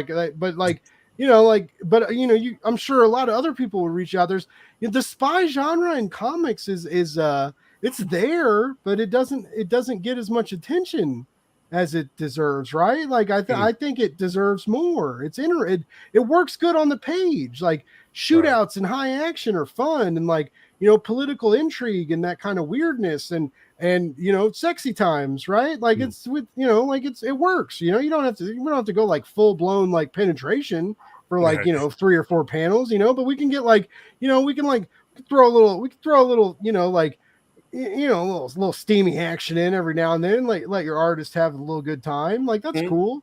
And so it's weird that it's weird that the spy genre isn't as sought for as it should be, I think. Right. Were you scared for that, like for doing Kickstarter? Were you like, is that like an uphill battle for you? It's not a spy book. It's an adventure book, and each issue is kind of like a take on a different genre. So, for example, the first issue, we're introduced to the character. He runs into some situations. The second issue is the Die Hard situation that you referred to. Then the third issue, which is actually the first half of number 2, is like a car chase and a warehouse shootout. And then the fourth issue is like was it that those movies where London Has Fallen, and the American version where the White House is under attack. Only it's Buckingham Palace is under attack, and he finds himself in the middle of this this terrorist situation. And then I have other future stories would be where he's involved in dealing with a kidnapping, and he's involved with a bomb threat. I just want to have all these different situations that every story is going to be completely different. Nice. Well, it looks like Dan picked out your site characters, and then we got a question from the audience. How difficult was it to get agreement for those likenesses? And is that was it? I guess was it doable, or was it like? Or would you be like, I'll never deal with these people? Well, I don't want to don't throw yourself under the bus by any means. No. I'll tell you, Dule Hill was easy. Super nice guy. My sister met him at a play he did, and she had brought a toy for his dog. And if you're a Psych fan, you know about pineapples are everywhere. So she brought a chewy pineapple for his dog. Because people bring stuff for him, but they never think he's got a dog. So he loved that, and he thanked her on on Twitter, and she reached out to him. When the time came and said, would you be interested in being in this comic? And he jumped at it. He's like, yeah, sure. Great. So James O'Day was a lot tougher. I was lucky enough, one of my author buddies knows him. And it took me months to find that out. And I had to go through O'Day's agent and it offered to contribute to charity on his behalf. And then obviously I went back to Dulé and I said, well, I'm giving, to Roday's charity. I want to do for you too. So Roday was into saving the elephants. Dulé was into this Everybody Dance LA. And now Roday's into saving was it the bulldogs? So it's his is roaddogsandrescue.org. So if you're a Psych fan, you should know about those charities. And if you're even if you're not a Psych fan, just know that some of the proceeds are going to some very valid places.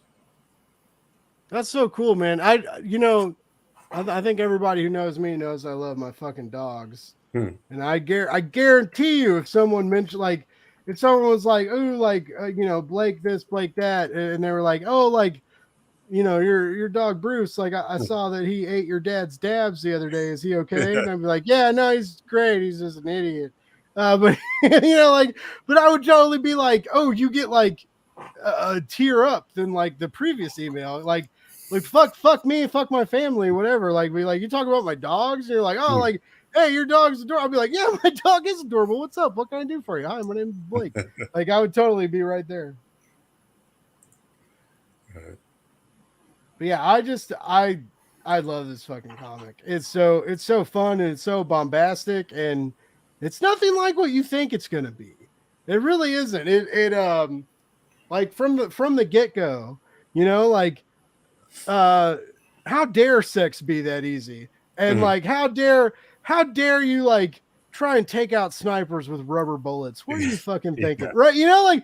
All these little elements that I wouldn't have thought about until you make them happen on the page. And it's just what a crazy fucking life. And I love that your future, this is your futuristic highway patrol man, right? He's highway patrol kind of, but in this this new kind of sci-fi futuristic world. And it's crazy that you thought of that and built this new career and livelihood. It works so good. I really hope it works real fucking good, man. Thanks. Yeah, and I'm waiting to see how Keith does with his naked cover to see whether I launch any of my own. How are you doing? Right now, is it a big cover, Keith? I honestly don't know. I haven't looked at the totals for anything yet. Oh. I think maybe I would guess probably about 25 to 30 people have picked up the naked cover. Because it's not like you're charging a shit ton of money for it. It's competitive with your other variants. Should I charge more for it? No. I can afford it. Let me afford it. Let me do this. Let me have this one thing, Keith. I was going to go for the cover, and then I decided I'll go for the T-shirt instead. He's got the T-shirt. He's got the shirts and the mugs. I appreciate the mugs are good. My buddy, I always joke and say I'm a recovering variant addict, and my buddy always gives me shit because I used to spend a lot of money on the Krakoan Age of X-Men, this new Age of X-Men. I used to buy a lot of their stuff, and I would buy a lot of variants, and I would buy not just variants, I would buy store exclusive variants, which are $20-$25 after shipping, not cheap. And my buddy was like, dude, what the fuck are you gonna do? You're put them in a box. And I was like, yeah, and I'm going to know they're in that box, motherfucker. I'm going to know they're there. And if I ever want to pull one out, I'm going to pull it out. And if I ever like, maybe one day I'll think about hanging it on the wall. I don't know if I'm going to do it or not. But what do you guys think about that? Like, because the pinup variant it's a thing, like, you know, and now we've gone from like pinup to full nude. You know, Vault has their new like black bag variants that are real, like some of them have been really intense, and like I'm not used to seeing that on like covers, which makes me buy them, like because I'm like a dirty, I guess I'm 36, I guess I'm a dirty old man now is what I am, buying fucking naked comic book covers, like living the dream, right? But like, well, what do you guys think about that, and what do you guys think about, you know, your Kickstarter variants? You know, I know Daniel's doing the hardcover and the soft cover. You know, some people, you know, we have like the singles, and then we have like single variants, and then the trade gets a new cover. What do you guys think of crowdfunding and variants? Do you think they help your campaign? Is that like a new trend that like we should all dive into and be a part of? They help to a point, but when you have like 9, 10, 12 variants like some people have, yeah, there's too many. Then you're, yes, you're making probably a lot more money, depending on what your pricing is at, but at the same time, you could end up being, you know, shooting your for the proverbial foot off once it comes time to print everything. Yeah, that's a good point, because, you know, I ain't Marvel. You know, I can't afford to do like 12 variants. Because Marvel does all the nudie variants. Yeah, I know. That's shit. But yeah, and my advice is akin to him. Like, you know, for variants or for any like extras or just simple rewards, like don't overpromise. Don't strain yourself on your budget. Don't get too excited about making all this cool shit. Because if it's successful, then you have to pay and print all that cool shit. I will say, Justin, everybody I've shown this cover to loves it. Oh yeah, like you get so much good feedback on this fucking cover right here. JC Grande makes this book so good, so fucking good. He's such a brilliant artist, and in a way, the trade is a variant, because that's wait, hold on. Let me redraw of. Okay, that's a redraw of Red Knight 1. And Red Knight 1 had the back with a white background. And JC had been just posting a whole bunch of cool black, white, and red, like fan art. And once I was putting this thing together, it's like, you know what? That would look really cool using Red Knight. So in order to make the cover kind of stand out for the trade, I just asked him, like, hey, can you like redraw issue 1 and just do it with a black background and just do it black, white, and red. And as always, he fucking killed it. Like, now that Marvel did take that to heart, because there's a whole bunch of black, white, and red comics that came out. Yeah, black, white, and red. I'm a sucker for it. I think that looks beautiful, man. It's like yeah, I get it. It's funny, man. Like there's trends where we think, you know, we won't get involved in. I used to tell people I would never buy a fucking Funko. I got a shit ton of those motherfuckers now. Yeah, I used to also tell when Peach started making covers, I initially was like, you know, it's not really my bag, and I've paid a shit ton of money for some Peach covers these days. You know, like it's funny, like these trends in comics and crowdfunding and even in the direct market, and how they replicate themselves and kind of, you know, make ripples that spread throughout the nerd sphere. You know, and I tried to do for rewards. I've tried to like keep in mind of that kind of thing, because like you can. I've been having these Red Knight pop figures made, which I think are excellent. Yeah, my wife. I love the mouth style that you've chosen for that too. Ooh, they get a custom box too. Yes, my wife goes all in and makes the box, and you know, it's legit. Like, she did it for the first time, and I was not expecting her to go all in like that, and I was completely blown away by it. So because I wanted to do kind of some figurine, and I've seen some other like of my peers do like McFarlane-esque action figures and like costing like tons of money.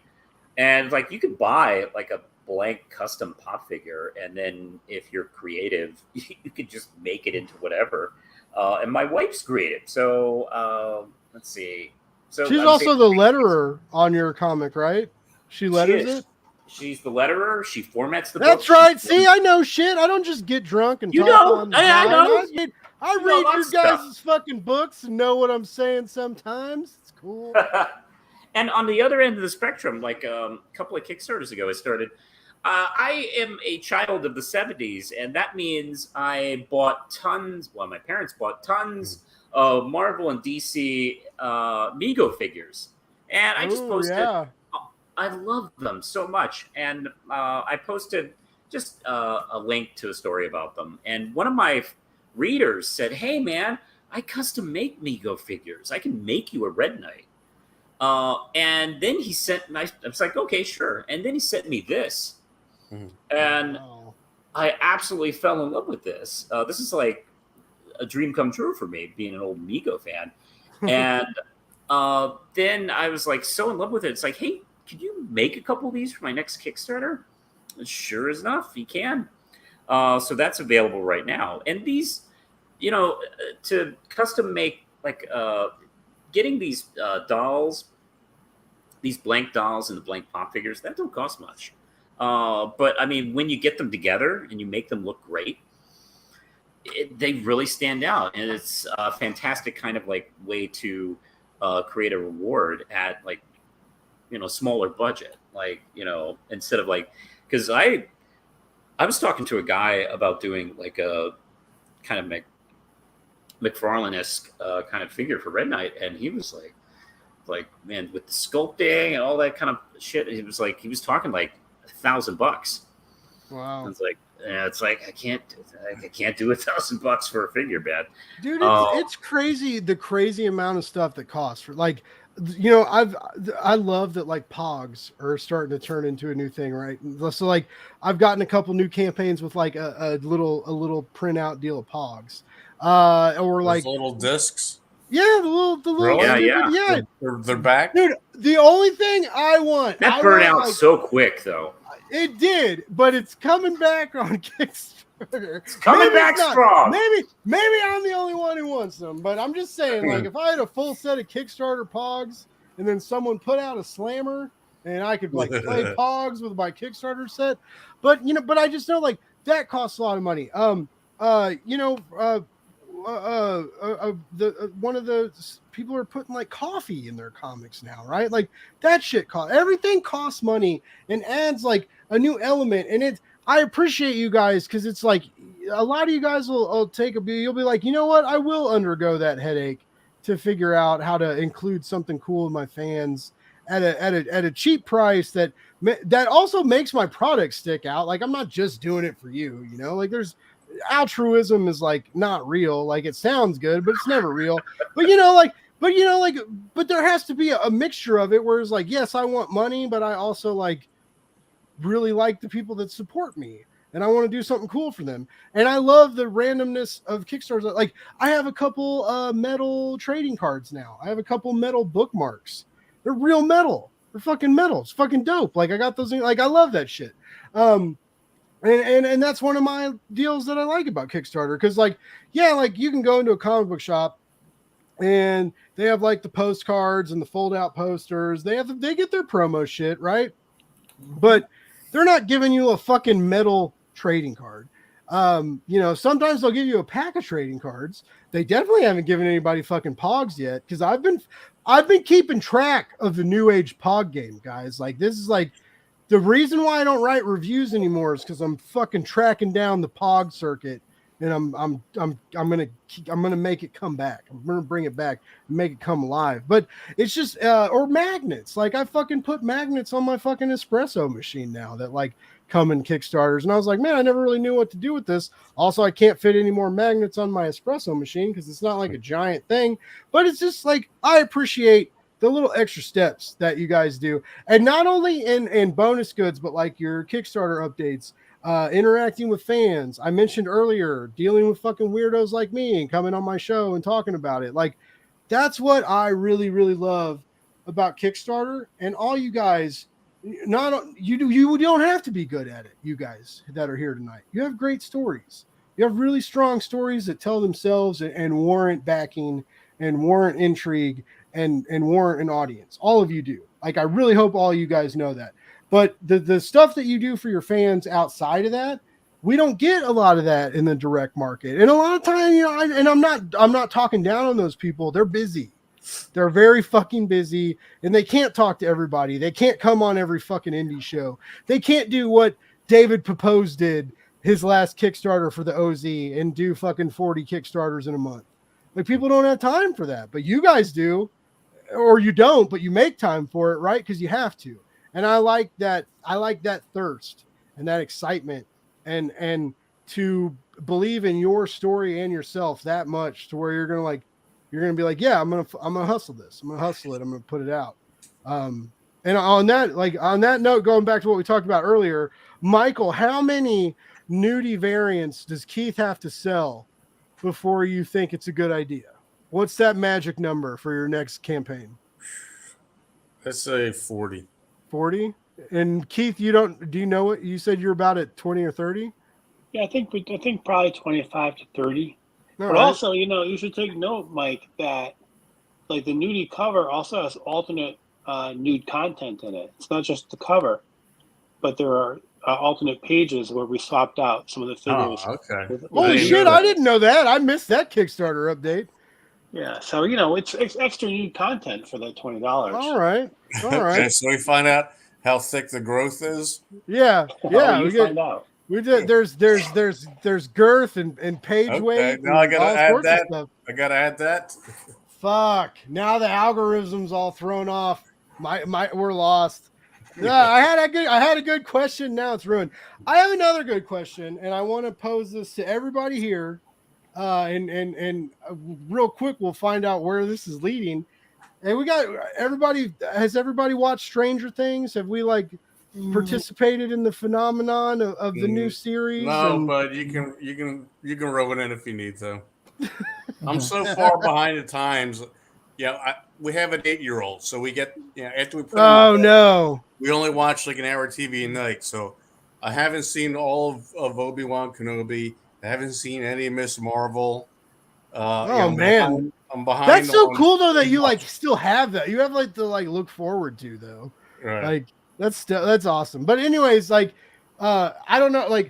I mentioned earlier, Keith wrote a new Stranger Things spinoff, and I've been just me, my own personal I buy a shit ton of comics, and I'm a fucking sucker for hardcovers. There are Stranger Things comics that are out, and I don't know if you guys noticed this, but when you really get into something and then you watch a season, and then you have to wait a year and a half, it's it's not like a struggle, but it's kind of a bummer, right? You get really involved in something. I'm sure a lot of us watched Stranger Things from the beginning, but there were also a lot of people recently that watched Stranger Things now because everybody was talking. Anytime anybody gets obsessed with stuff, they start talking about it, right? People are going to watch. People are like, okay, finally, I'll finally dive into it, check it out. And it's a real bummer when you get real wrapped up in something like that and it ends. Right. And, that's one of the good things about comic books, right? You drop a trade, you fucking sucker people in, or you have a real great first issue or a great first arc. Right. And then you build your audience. So we get this fucking Stranger Things mechanic and everybody gets fucking super excited. And then we watch everything we can and then it's over. Right. And then your life, then it's so superficial and dumb, but your life kind of peters off just a little bit. You're like, oh, what am I going to do now? Right. This is a real intense moment in your life of fuck, I ran out of Stranger Things episodes. But there are comic books. There's Stranger Things comic books. Keith worked on one. Keith, did you do some research? Well, I'm sure you did research. That was very I don't mean that. Did you read some of the other Stranger Things comics? There's also novels. There's some spin-off novels that are out right now. There's a lot of Stranger Things literature that you can participate in. And I've been very curious, and Dark Horse just put out the first, I believe first, maybe second, or the second's coming library edition of the Stranger Things comics. If you're a sucker and a slut for hardcovers like I am, but Keith, you got to work on a Stranger Things comic. should we all? Obviously, we should check yours out, the summer special. But like, what about the previous ones? Have you read any of those? Yeah, actually, I worked on most of the previous ones too. I'm the best host. I'm sorry. I know. I mean, the very first one it was called The Other Side, I think. Stranger Things: The Other Side. I inked that one. I inked one called Stranger Things 6, which was a 4-issue miniseries. I inked Science Camp, which was a 4-issue miniseries, and then they promoted me to write this one, and I got another one that I'm writing coming up. Nice. So yeah, it's funny because I worked for DC for God knows how long, and now all anyone cares about is Stranger Things. Like all that superhero shit doesn't matter anymore. How did you get like wrapped up in that world though? Like did you have an idea and pitch it? No. Or no? No, I still don't have an idea. I don't even know what I wrote. No, I had gone back and forth with the editors for a little bit, and they wanted to. There was a list of stuff from Netflix, like here's different things that you could explore in the comics. Okay. So I looked at the list and I found a couple that I thought would be fun to write or to expand on and create a story out of, and we settled on the one with the two idiot cops in Hawkins, Powell and Callahan, and what they were doing during season 3 because they weren't part of the story very much. And then I watched season 3 like 50 times and pretty much memorized every twist and turn of it.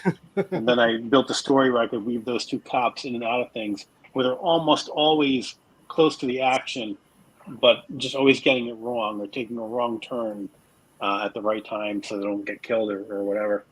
It was a fun book to write.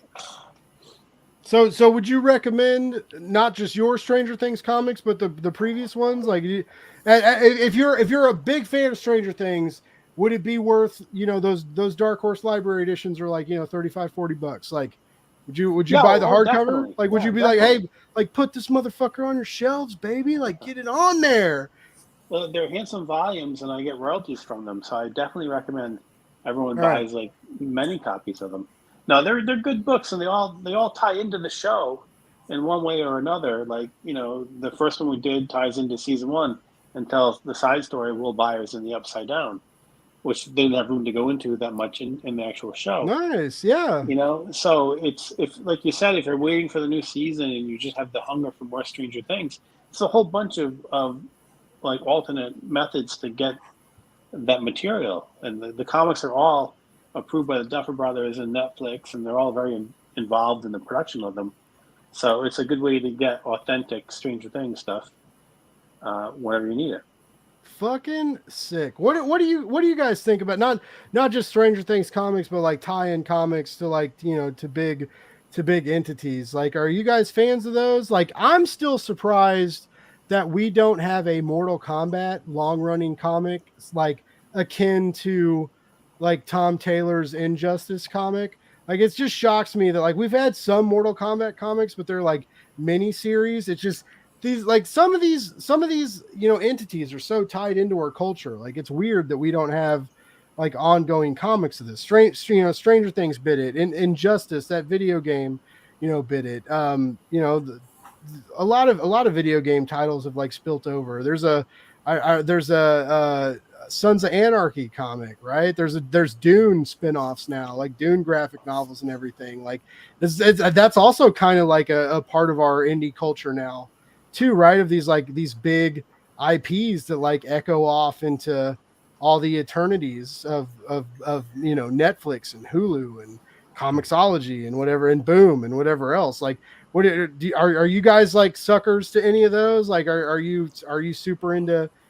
Because I have the Dune graphic novel, but I haven't got to read it yet, and I know like a lot of people have been digging that. Like, do you guys subscribe to any of that action? I am kind of off and on. I'll pick and choose which ones I'll get to, with the mindset that the series proper, the film series proper, can choose to ignore like the subset of the comics. Which is, I've seen that before, with Star Trek comics and such like that, and Buffy comics and shit. So you just got to kind of be emotionally prepared for that. But otherwise, yeah, there have been like the Batman animated comics I think were fantastic. For instance, I was really a big fan of the Steven Universe comic as well. I think they did a pretty good job like working the series. But you got and also I've read a few of the Star Wars. You brought back you're talking about spy comics. I was thinking about the other day. It's like I'm stunned what little effect James Bond has had over the decades in comics. Like he's coming back though. They're about to relaunch a new series right now. But they had some talent on those books too. Yeah. Ennis wrote some. Ibrahim Mustafa, one of my favorite artists and writers, also a fan of the show, has written some. Like, so yeah, they're there. I haven't read them. Like, I'll be the first to admit, like, that's a corner of comic books that I haven't got to experience yet, right? Like I want to read some James Bond stuff. Michael, like, what do you like?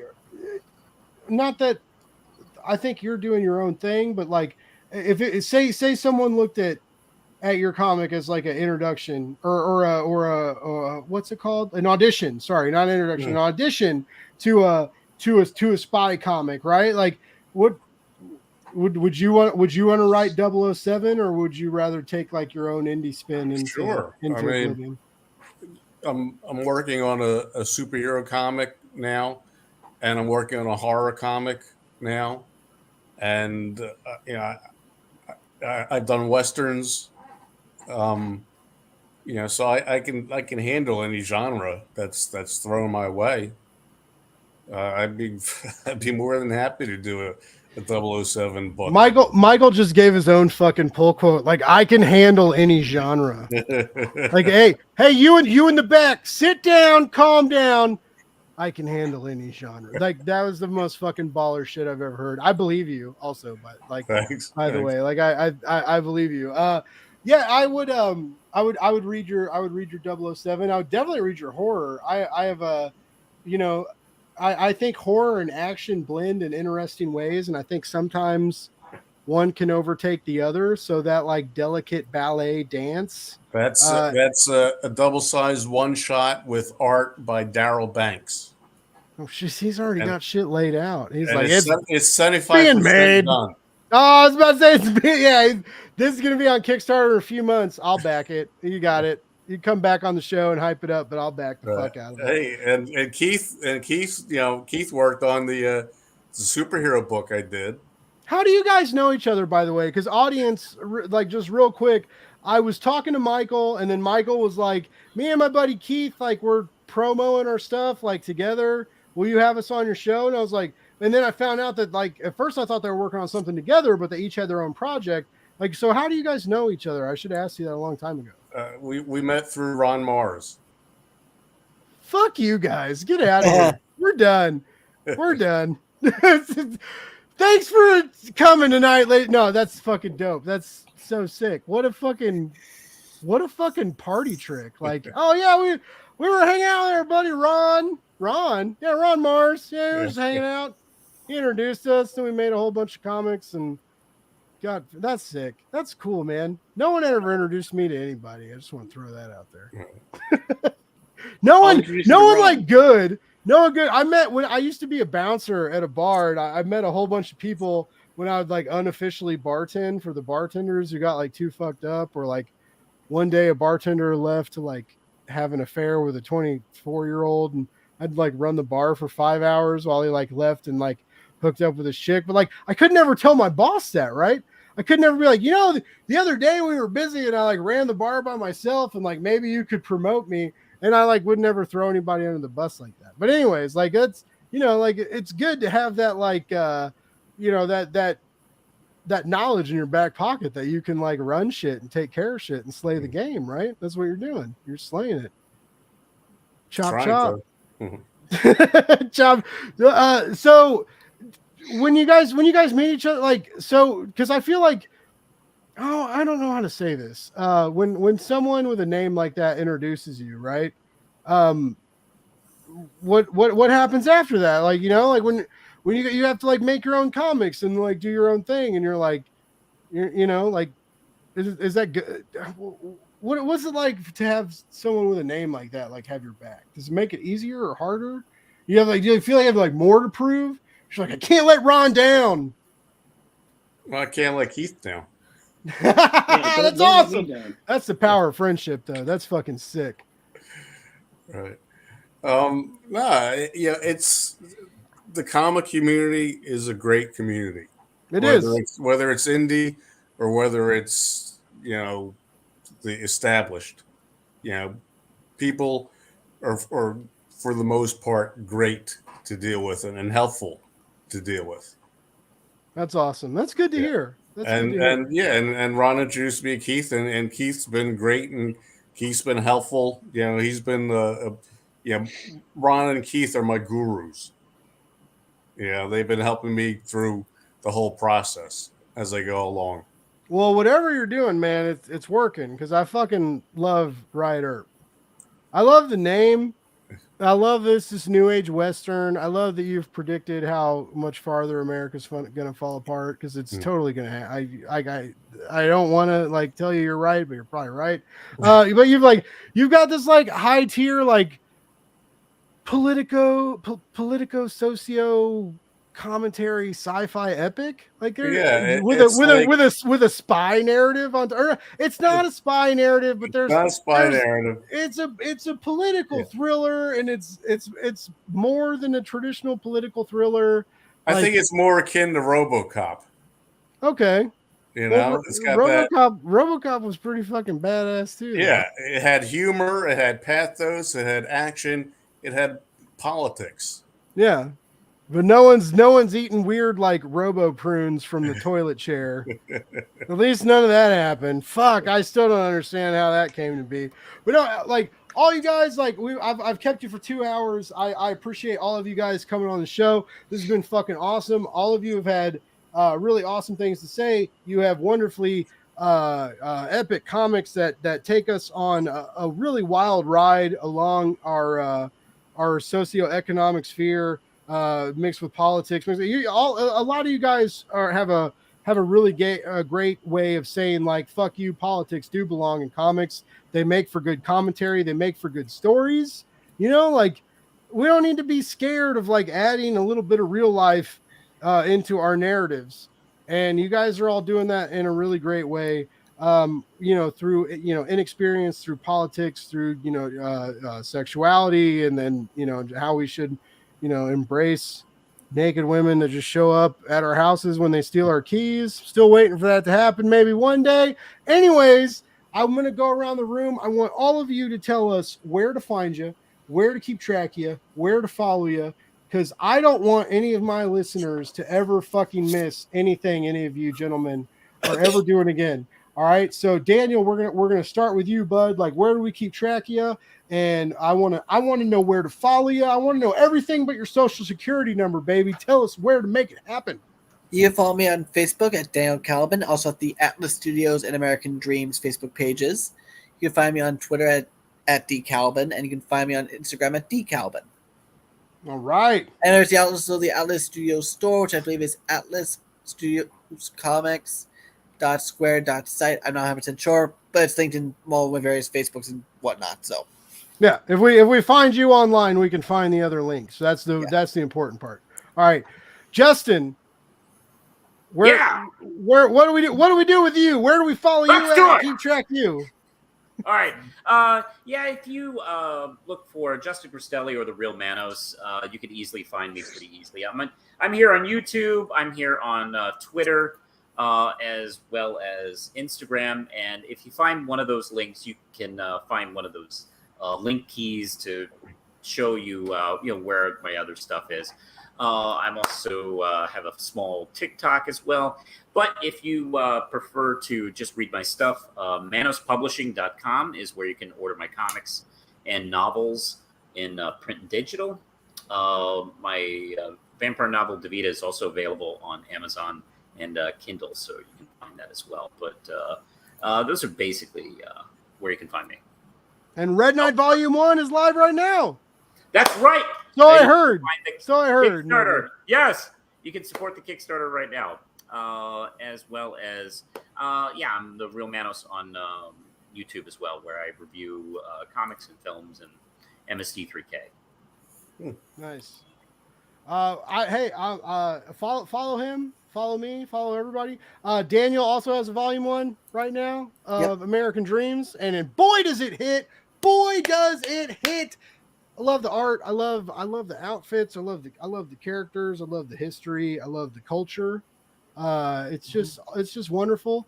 And again, like, I'm just really excited. You guys and our next follow-up are really just taking American superhero comics into your own hands and getting weird with it and getting good with it. Like, we need more of that. I love Marvel. I love DC. I love catching up with their shit. But it's really cool when you guys come into this indie sphere and build your own world and build your own characters and pull your own meaning right out of that mythos and make it your own. It's just pretty fucking magical. On that note, we're going to swing over to Keith, who so graciously came to hang out on the podcast tonight, who's got fucking Daybreak #2 out. You can get 1 and 2 right now on Kickstarter. If you don't get it, you're stupid. I'm just gonna say that right now. You fucking cancel me. I don't give a shit. It's good. It's so good. The art is phenomenal. It's got so much heart, and it's got a really good twist at the end of issue 1. And I'm really excited to see how it plays out into issue 2 and to see where he takes his narrative, because he's dealing with a real big asshole that a lot of us have to deal with, that sucks dealing with. And it's very intriguing seeing a superhero deal with it, finding that weakness and that fear and not knowing how to. Anyways, sorry, blah blah blah blah blah. Keith, where the fuck do we find you at, and keep track of all your great comics so we can keep buying them, keep following them, and then like your Dark Horse stuff and whatever else you do in the future when you take over the goddamn game as your master storyteller? Where do we follow you at? No pressure. I guess the best place to find me is the pretentious Keith Champagne on Instagram.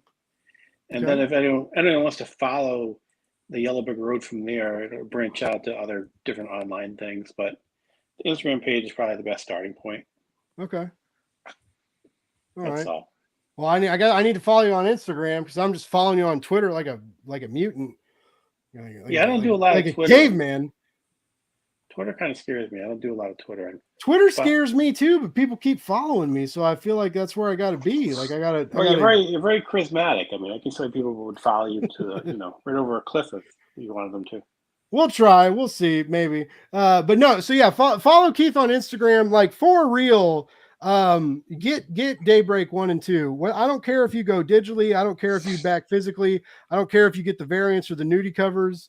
Whatever you decide to do, I just want you to experience this narrative because it's fucking dope. And while you're at it, go ahead and pick up the summer special of Stranger Things, because he just put that out a couple months ago, and I feel like that's got to feel pretty good to write a Stranger Things comic for Dark Horse. There's worse things you could do.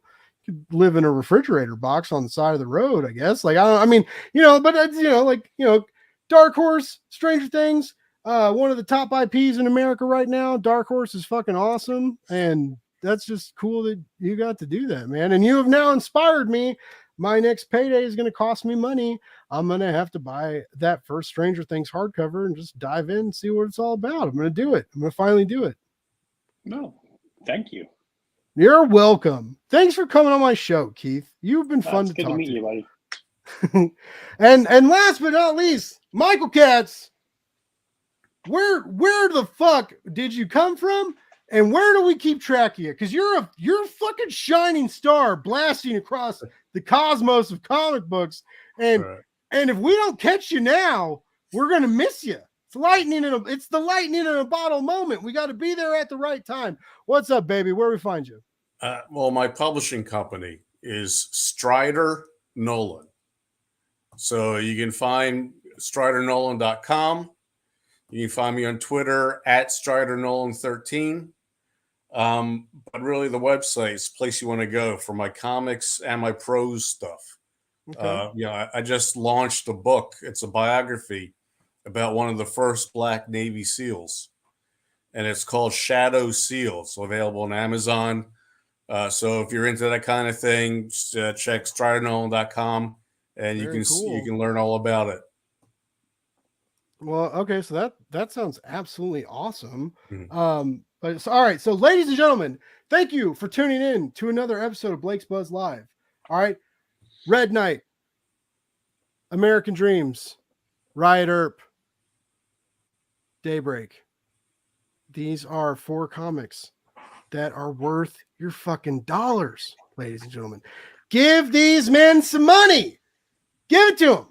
Donate to their funds. Get these trades. Get them. Like, they're going to look good on your shelf. If you buy the singles are going to feel good. You know, when you put them in that bag and board, they're going to fill out that bag and board, man. It's going to be some little dainty little fucking comic book that like, you know, folds and falls apart and crumbles into the wind. These are strong, wonderful things that feel good when you read them. And I'm so excited to experience Red Knight and American Dreams trade. I'm excited to reread them and see the bonus content that they've included.